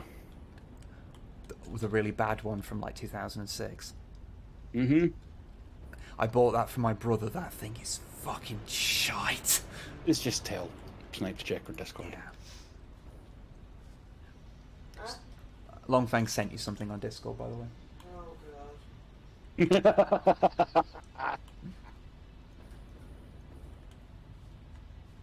I remember it was really rickety. Like it was one of those things where the first time you transform it, it feels like it's falling apart. Yeah. Real rough production quality on those things. But yeah, so Snipe ended up with like an entire thing, also with horns, and I did put it like, and she was like, is that like okay? Is that like a normal thing? I was like, well, a muscle car that has an alt mode, that's robot mode, has horns. You've just described a prime cliff jumper, so yes, that is completely fine. It was played by Rock the Dwayne Johnson. Yes, for one episode. Yeah. I'm also I need to thank endlessly the wrestler Danhausen for bringing the term Rock the Dwayne Johnson into my life, because it's the best way of referring to him. Strong and powerful. And yes, I decided, because I want to design a character just for a fun exercise in character design. So I've decided that I'm doing one that's a Ford RS200 rally car. Sort of the spent a long time talking about that. Oh Jesus! The standard kind of transformation you'd expect from something like, say, a smoke screen or a blue streak, but with the bonnet becoming like big shoulder pads. Like there is a stag transformer, however, it turns into a tractor. Yeah. Thunderhoof. Great name. He's voiced by fucking Frank Stallone. Oh God, is he? Yeah. Okay. He's great. Oh God. He's genuinely a fun character. Honestly, the villains, RID gets a lot of shit, but I thought it was pretty good. I think it suffered from the fact that it was a sequel to Prime, and Prime is just a much higher production quality, more thing that takes itself a bit more seriously. Whereas RID is just a kind of goofy fun time. Doesn't take itself super seriously, and it's but everything has to be like War for Cybertron, super grim and serious. It's only notionally in the same continuity. It is officially a sequel, but I could talk for hours about the ways in which it definitely isn't. Because the worlds just do not feel like they mash at all. Let's not get into the Prime continuity.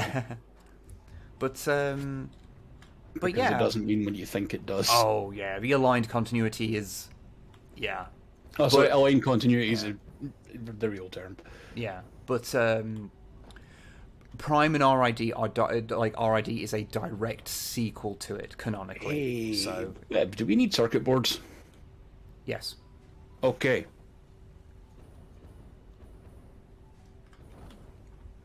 Are you making some, or have you found some? I'm gonna go and make some. Okay. Because there's a thing with the computer. Also, we're at 39.69. Plastic and copper sheets. Okay, plastic. Oh, I'll grab my copper sheets first so I can just make lots. But yeah, yeah, I thought RAD was fun. Its villains are fun. Fucking. Hey, Ark. Genuine question. What's wrong with Atlantis? Because I bought the first season on Amazon to watch, and I watched a couple episodes and haven't got further because I'm bad at remembering to watch shows.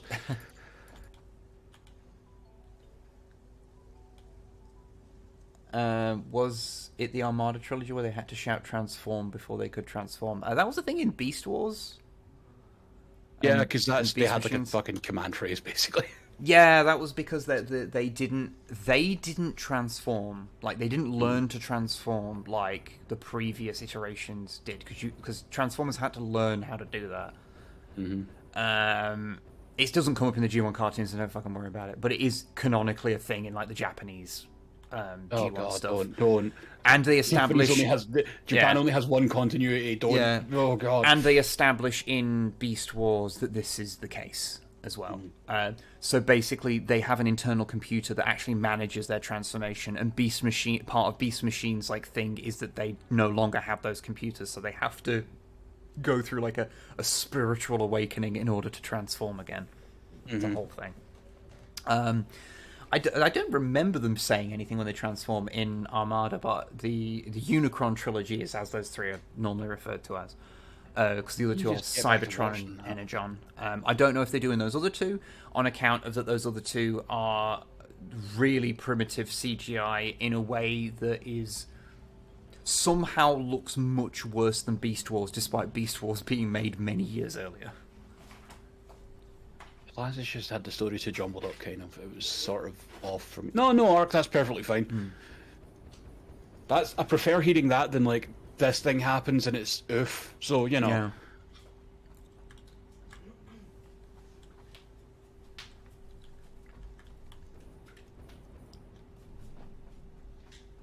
But yeah, I do plan at some point to just go and watch like Stargate stuff more because I used to enjoy it. I remember enjoying SG-1 a fair bit when it was first on TV, but then I don't know if it was because I lost interest. I don't think it was. I think it just stopped. Like I think it stopped being easy for me to watch for whatever reason, and so I just stopped bothering. It might have also coincided with me like reaching a certain age and becoming insufferable and be like, I don't want to watch this fucking, you know. When people, you know, reach their insufferable ages. Yes.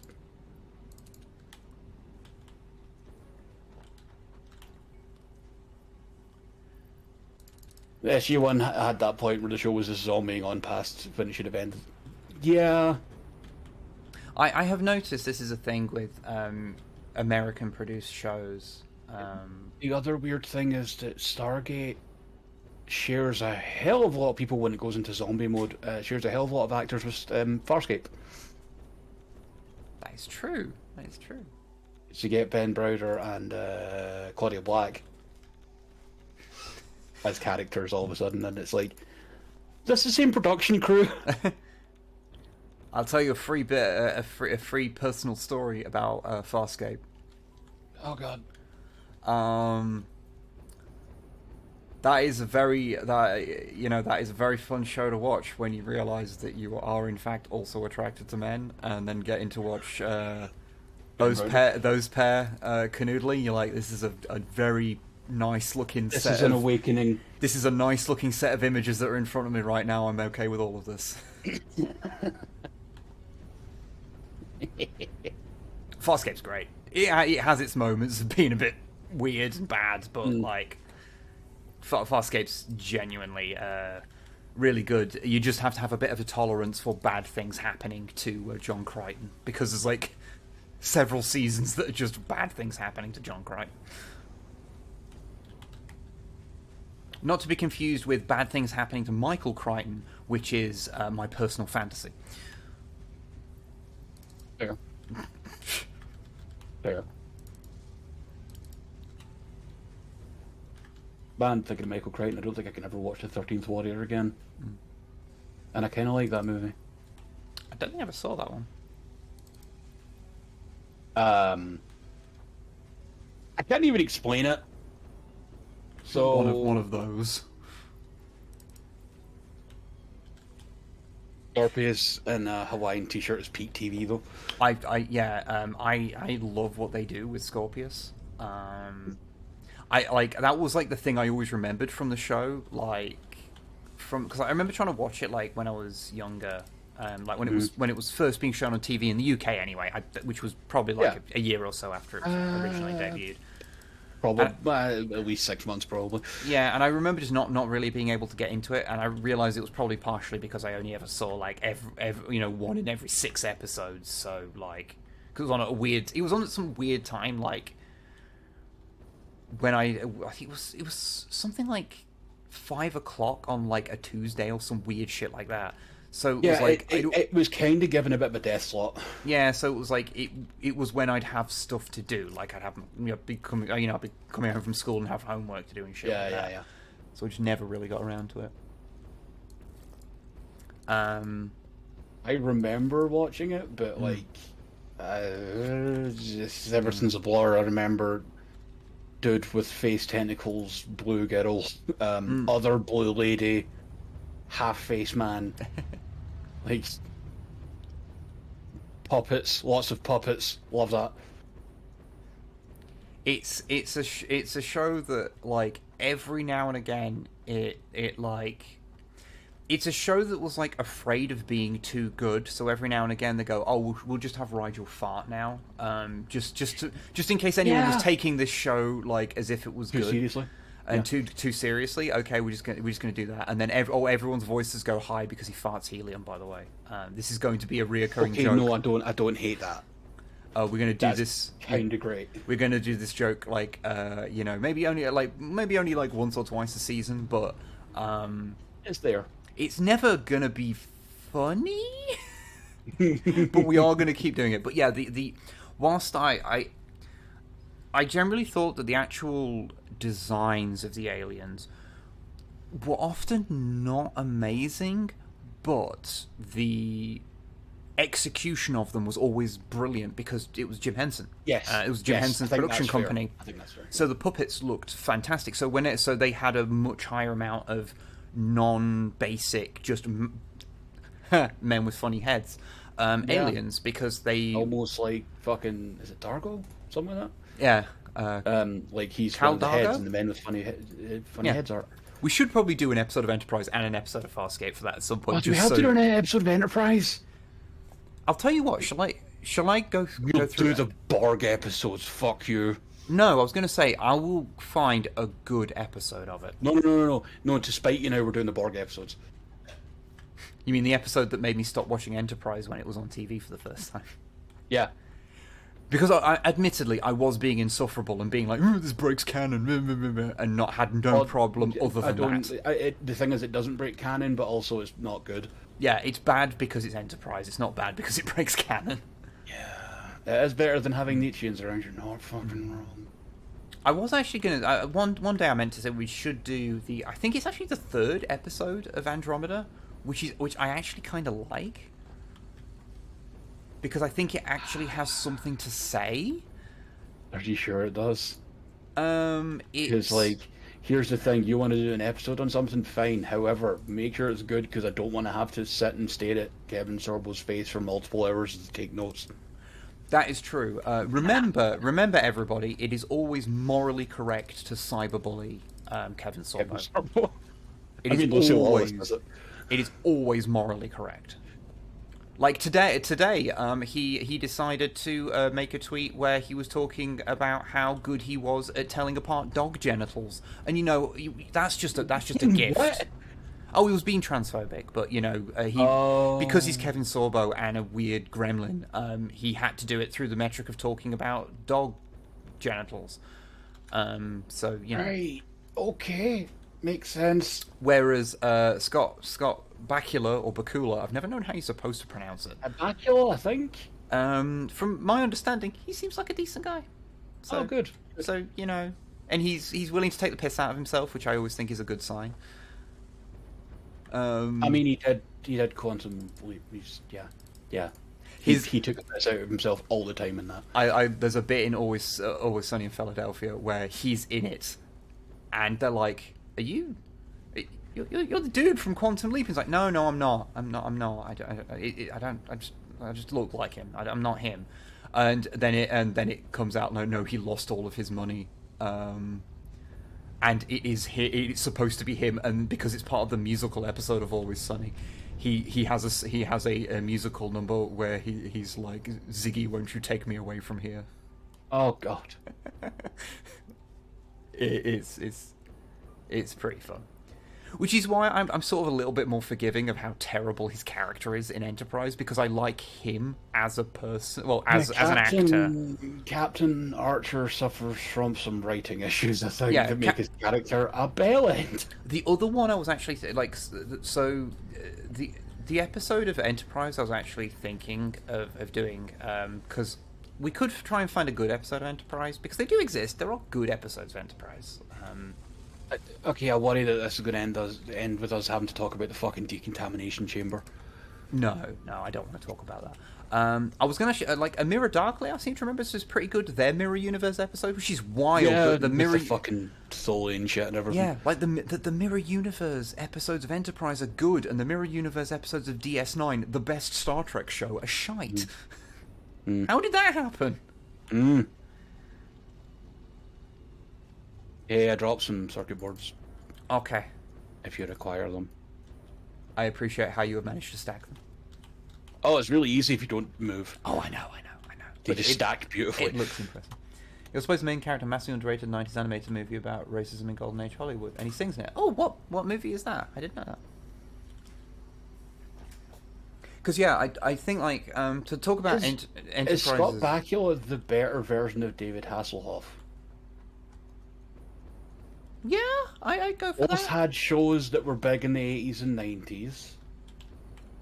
Both kind of take the piss out of each other, but one of them isn't fucking unbearable.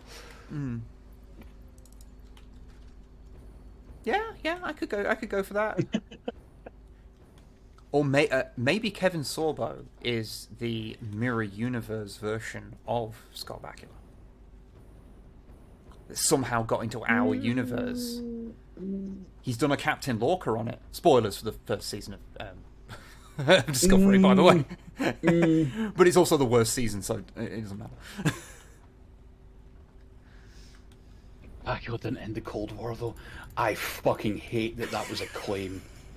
Because he sang when the Berlin Wall came down. Fuck you. No, the reason the Berlin Wall came down is much funnier, which is the guy who was told that he went into a press conference and there was going to be an amount of basically it was like, okay, so we're going to let people go across across the border through the wall. We're going to let people through the checkpoints, and the people at the press conference were like, "What? Like anyone? Right now?"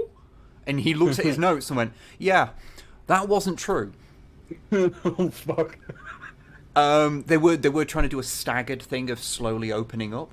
Yeah. And then so everyone just marched to the Berlin Wall and knocked the fucking thing down. And the government were like, we can't.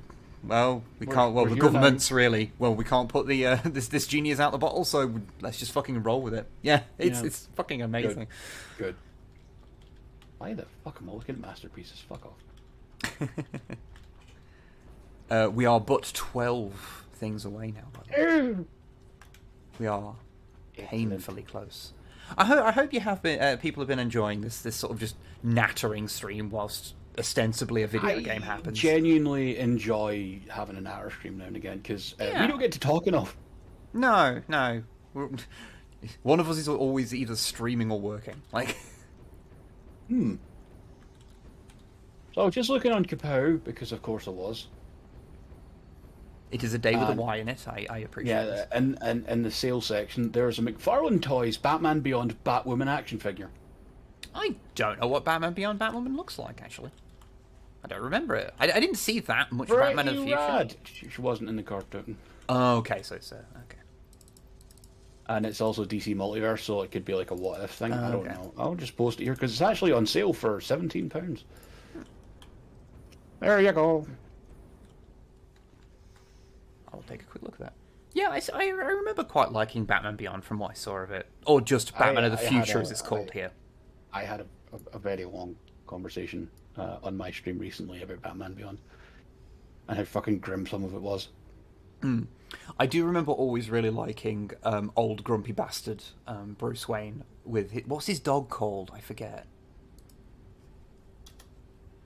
Oh God. Ace the Bat Hound. There you go. Thank you, Hobby. Yeah, I don't know. I kind of like that, but I think that's possibly to speak to my I have a fondness for old grumpy version of existing character. Still, like, D-Mac and me talked about this a long time ago, when Robert Pattinson was first, like, rumoured to be playing Batman. And we said, no, fuck you, just do a Batman Beyond movie with Michael Keaton as Bruce Wayne and Robert Pattinson as Teddy McGuinness. Oh, no, that would have been... Oh, yeah, no, now I'm just annoyed that doesn't exist. I am profoundly annoyed that doesn't exist. Oh, that'd be so good, because Michael Keaton's so good. Yeah.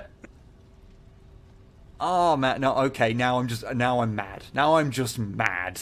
I'm sorry. I said the exact same thing, and it scares me that we had the same thought. It was D-Mac originally, and we were both just like, no, this is what should have happened. God damn it.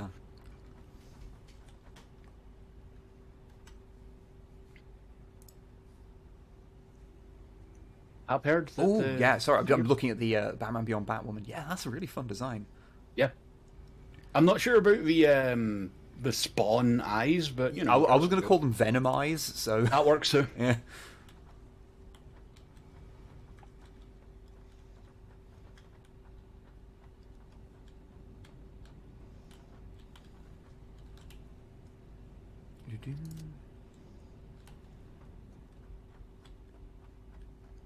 But yeah, no, I always kind of like there's like the continuity between like the old Batman, the original Batman cartoon, but the old Batman cartoon and yeah.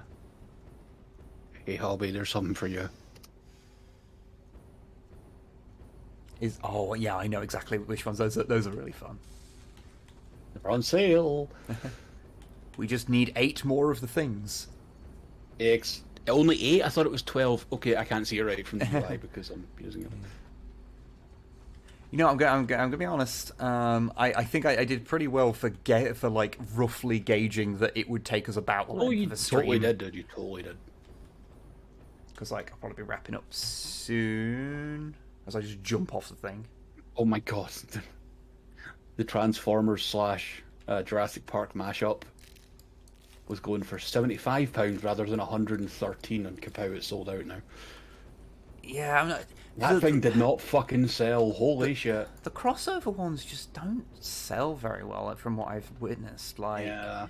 They always end up like super discounted, and I think it probably doesn't help that, like, from my understanding, a lot of them have been a bit ropey. Oh, like a slightly odd sugar bear is gifting 20 tier 1 subs. Holy okay, fucking shit!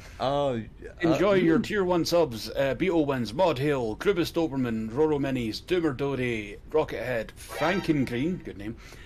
Blue Gargantua, also a great name. Toten Rand, Tidenzio. Robocop 6000 sucks, good. Torpor 120, Rage Pyro, Jack Grind, Cat Bacon 624, Pata 93, Buff Grinch 123, Communa Luoco, Luco, whatever, Longship, and El Mutanto. Yeah, thank you so much, a slightly odd sugar bear, and our streams got them addicted to the game apparently. So sorry, you're welcome. We're sorry, and seriously, thank you very much. That is outrageously generous. We will need to wait for the alerts to abate. The alerts, they're going to be going on for a while, but it is an okay thing. Unless, of course, you played too much Metal Gear Solid as a kid, and this is now setting off your anxiety, in which case, I'm sorry. Feel that in my bones. Oh, just 3 more. Just 3 more. Is anything even going to happen, or is this going to end in a wet fart? Because I feel like tonally that's perfect. It's definitely going to... Okay, I know I'm not going to say what happens. Because I know what happens. But we'll get there in a second. We'll get there in a second. But yes, Yeah, no, thank you very much, Sugar Bear. That's ludicrously generous.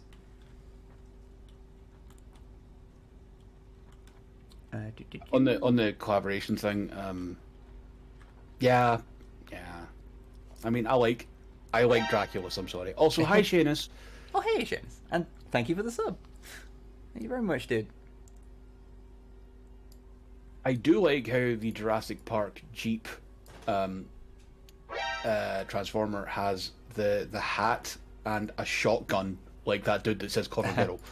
Yeah, I've heard that's the one, because like the T-Rex is just a retool with a new head of Megatron, Beast Wars Megatron. Yeah. So he's solid enough. But I've heard the Jeep is a bit rough and doesn't really fit together. It looks well. It's not great. Also, there's the link if you actually want to have a look.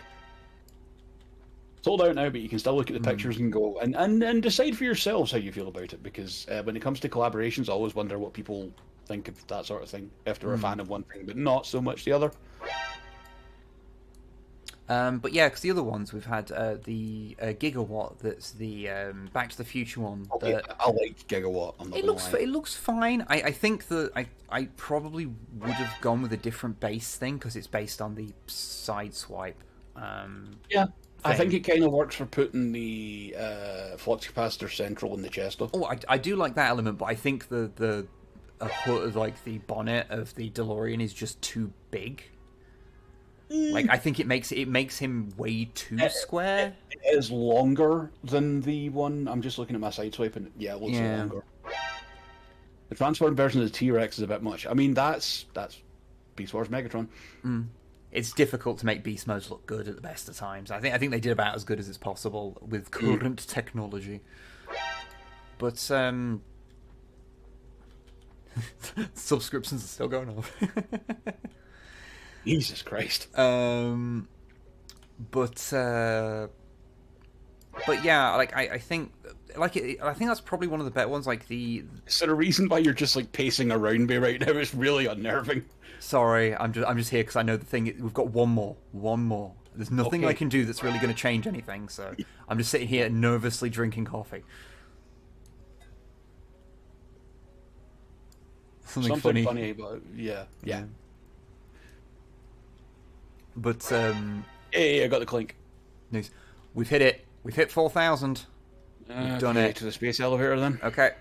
Which is in the middle of this absolute fucking nightmare. Want to get to a good viewing platform, so I'll activate it. Well, we'll activate it and then we'll head back. So okay, do the thing. Let's do the thing. Seal.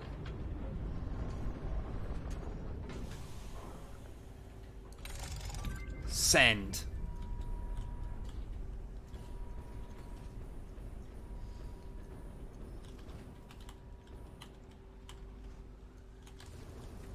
There we go. It gets sent up. He's away. And away! Oh, and I completely overshot the actual thing I was going to land on because I was too busy looking. Okay. Okay, now I wonder if the lady's going to speak to us. I bet you nothing's going to happen. Is it? Is it really just... Oh my god. Okay. Yeah, nothing's going to come up in there because that's already done. Oh, I know. Is it really just... Yeah, because the game isn't finished yet. Oh wait, elevator's coming back.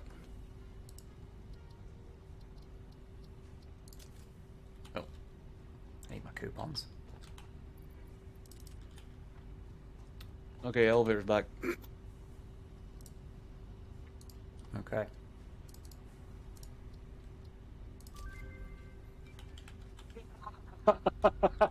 Okay, where are you? Where are you?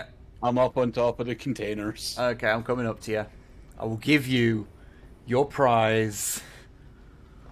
Staying mostly sane. So, this save, like, together we spent, I don't know how many streams, dozens of hours playing it. Mm-hmm. In total, I've spent 215 hours playing this save. Your reward. Oh, fucking hell, I didn't even pick it up. Fucking fuck. Shit. fuck. I'll come down to ground level to yeah, make it easier. come down. I can't be fucking trusted, apparently. Jesus Christ. Okay. There you go. Oh no, where's it?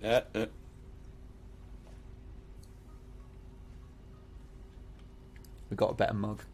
All of this for a mug. Oh. Are you holding the right mug right now? Yes. It just looks like the regular mug. It doesn't on my screen, and that's all that matters. The Employee of the Planet cup. Cool. You made it to the end quicker than I did on my first time. My first save hit the end at 288 hours. Oh, okay. I kind of assumed I was going to be way longer than anybody, so that's fun. Oh, you did good. You did good. So yeah. Also, I'm sure the metals this is plated with are not leaching into my coffee in any way whatsoever. It's fine. It's fine. Especially because you're not really drinking it, you're just pressing it to your cheek right now, so, you know. I mean, I can't tell that the mug you're using is also the Employee of the Planet or whatever. Yeah. Does it actually have a separate model when it's on the ground? No. Oh, I thought it did. Oh, no, that's the... I put down the standard one. Oh, it does, yeah. So why doesn't it have a world model? Like, for when you're holding it. That's pretty weird. Super interesting. Not least its hitbox being completely fucked, but... Oh, yeah. Oh, yeah. yeah. It is done, Wib. We've done it. We did. We beat Satisfactory. At least... It's okay, Seamus, our suits have a piss valve. Yeah, it's just like... There's one other thing you can do. Yes, Carmichael? It's just like Ulf's sweat valve. Yeah, that's what I was going for. You know, there's one other thing you do. What is the one other thing? I mean, I can throw myself off a cliff.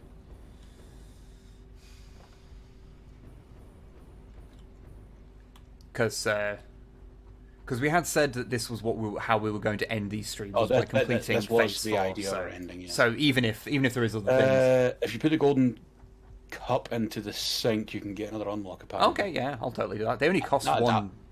Yeah, I'll throw my cup in there. Okay, they only cost one thing, so it doesn't really matter. Can I just bung it in? No, I can't. Can I? Nah, you got to put it in the container thing. Don't fuck up. It Nope. fucked up. No, they don't accept it. Oh wait, no, that was the wrong cup. Oh, okay.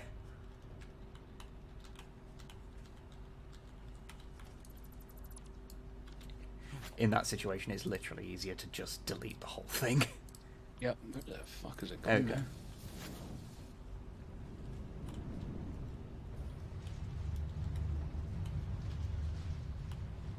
Did you put it in? It's in. Okay. Oh. Golden heart. Okay. Oh, that's beautiful. Go get it, Web. Go get it. Can't. It costs 50 coupons. Okay. I have 19 coupons. Okay. Where's the other sink? Oh no, they all share the same thing. Oh, you're fucking kidding. Yeah, it's actually really useful because it means if you can put stuff, you can make multiple sinks and have them go in elsewhere, all over the place, and it doesn't really matter. Okay, divert more stuff into the sink now. It's going no, dude. It's going to take way too long. It takes so long to build that up, even if you've got really expensive stuff going into it. It's going to take. It will take too long. I will tell you what. I will do this. I will get to that. On my off time, I will literally funnel everything in this goddamn factory into the sink, and I will post a picture on Twitter of the golden cart. Good. Good. You have stacks of supercomputers and turbo motors, don't you? I'll tell you what, we'll put a full stack of turbo motors, because I do have those, and we'll see what happens, see how much we get from that, because that would show that there would be a possibility of something, of us being able to do it. I'm also just going to throw the extra circuit boards I made in there. Oh yeah, throw everything. Basically everything is trash now. Literally everything. Okay, have all my cement and plastic and rubber and...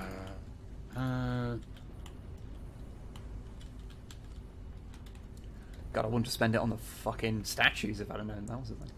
Yeah. Okay, right, that's 50 motors that I've just got in there. Because that thing never actually went anywhere, I just needed them for, like... And you needed them for one thing, but it's over in another factory, and it just sort of, I had a setup for it, and it just kind of did it, but I needed a bunch of them for a milestone. Right. And so I built a thing that made them, but then I never really did anything else with it, so it's just kind of been there, just with a full stack in. Okay, can you... I'll tell you what, I'll give you the things, and I'll watch the number go up, and we'll see how much it is, so... Where the fuck are they? There we go. Okay. Okay. Tell me when you're ready. Yep. And they're in.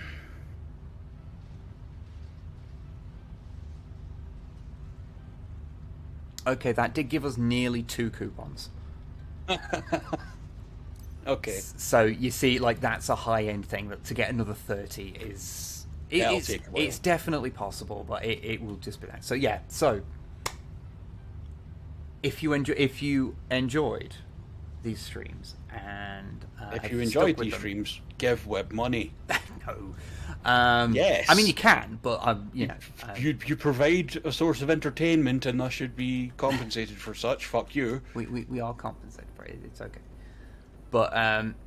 But no, I hope you've all enjoyed these streams. I cannot guarantee that I will not do some more streams of my private, personal Satisfactory factory from time to time. The filthy, dusty one. I can't. You know, I may end up doing that at some point because I do genuinely just really love this game. I am so glad that I started playing it after, like, 'cause I didn't. I think didn't we start playing it purely for the stream, like. Because we were looking through things to play together, and it was like, oh, Satisfactory. I remember, like, playing that for a bit, and, you know, that could be fun to do.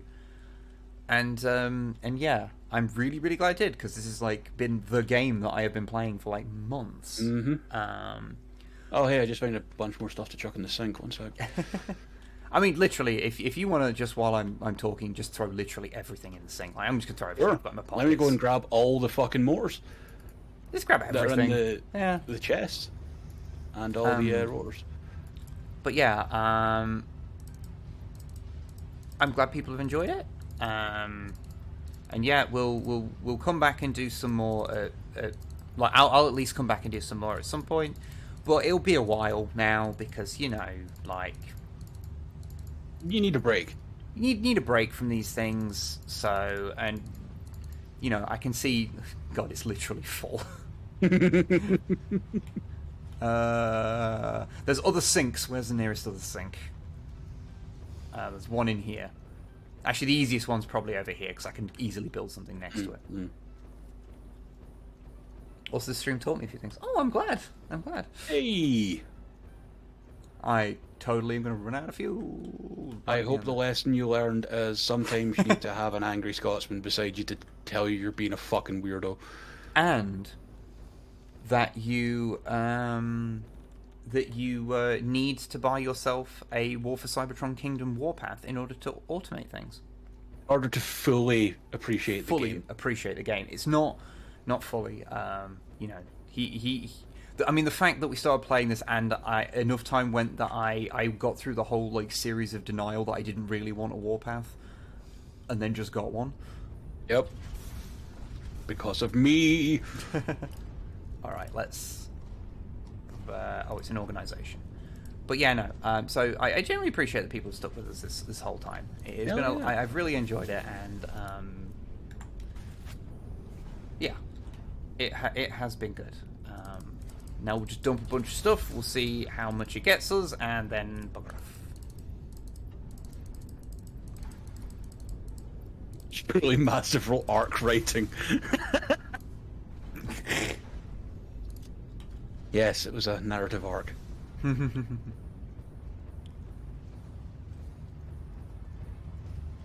we go. Yeah, no, we ain't doing this in this stream unless we wanted to stream for another, like, 4 hours. But yeah, so thank you everybody for sticking with these streams. Really appreciate it. I hope that you will enjoy whatever comes next. Which I think in the immediate future will be more SnowRunner. Yes. I will leave the game now. And guess what, fucko? We enjoyed you playing this game. I am glad. Thank you, everyone. Did you Hey, write? Never did write "come" using pipes. No. that's something we'll get onto next time. Yeah, we did fail you. But yeah, I'll put up a tweet on Twitter when I manage to get the golden cart. Don't you worry. It better look like a fucking Golden Lagoon figure. I'll turn all the things, but all of the fancy lighting effects back on, so we can get the nicest, most primo screenshot. I'll use its screenshot mode, like its special like photo mode. It'll be good. Anyway, let's go and find someone to raid. Hey, you want to torture Fresh again? Yeah, I bet he's nearly done with his stream, and then we'll force him to stream for another hour. That'll be funny. Yep. Do it, you covered.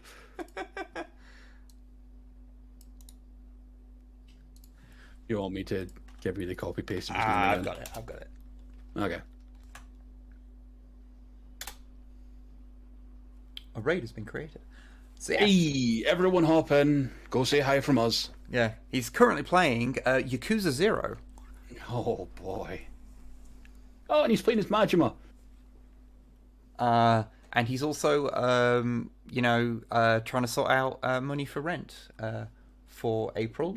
So if you want to toss him a few dollars, Give him your aid. toss him a few dollars.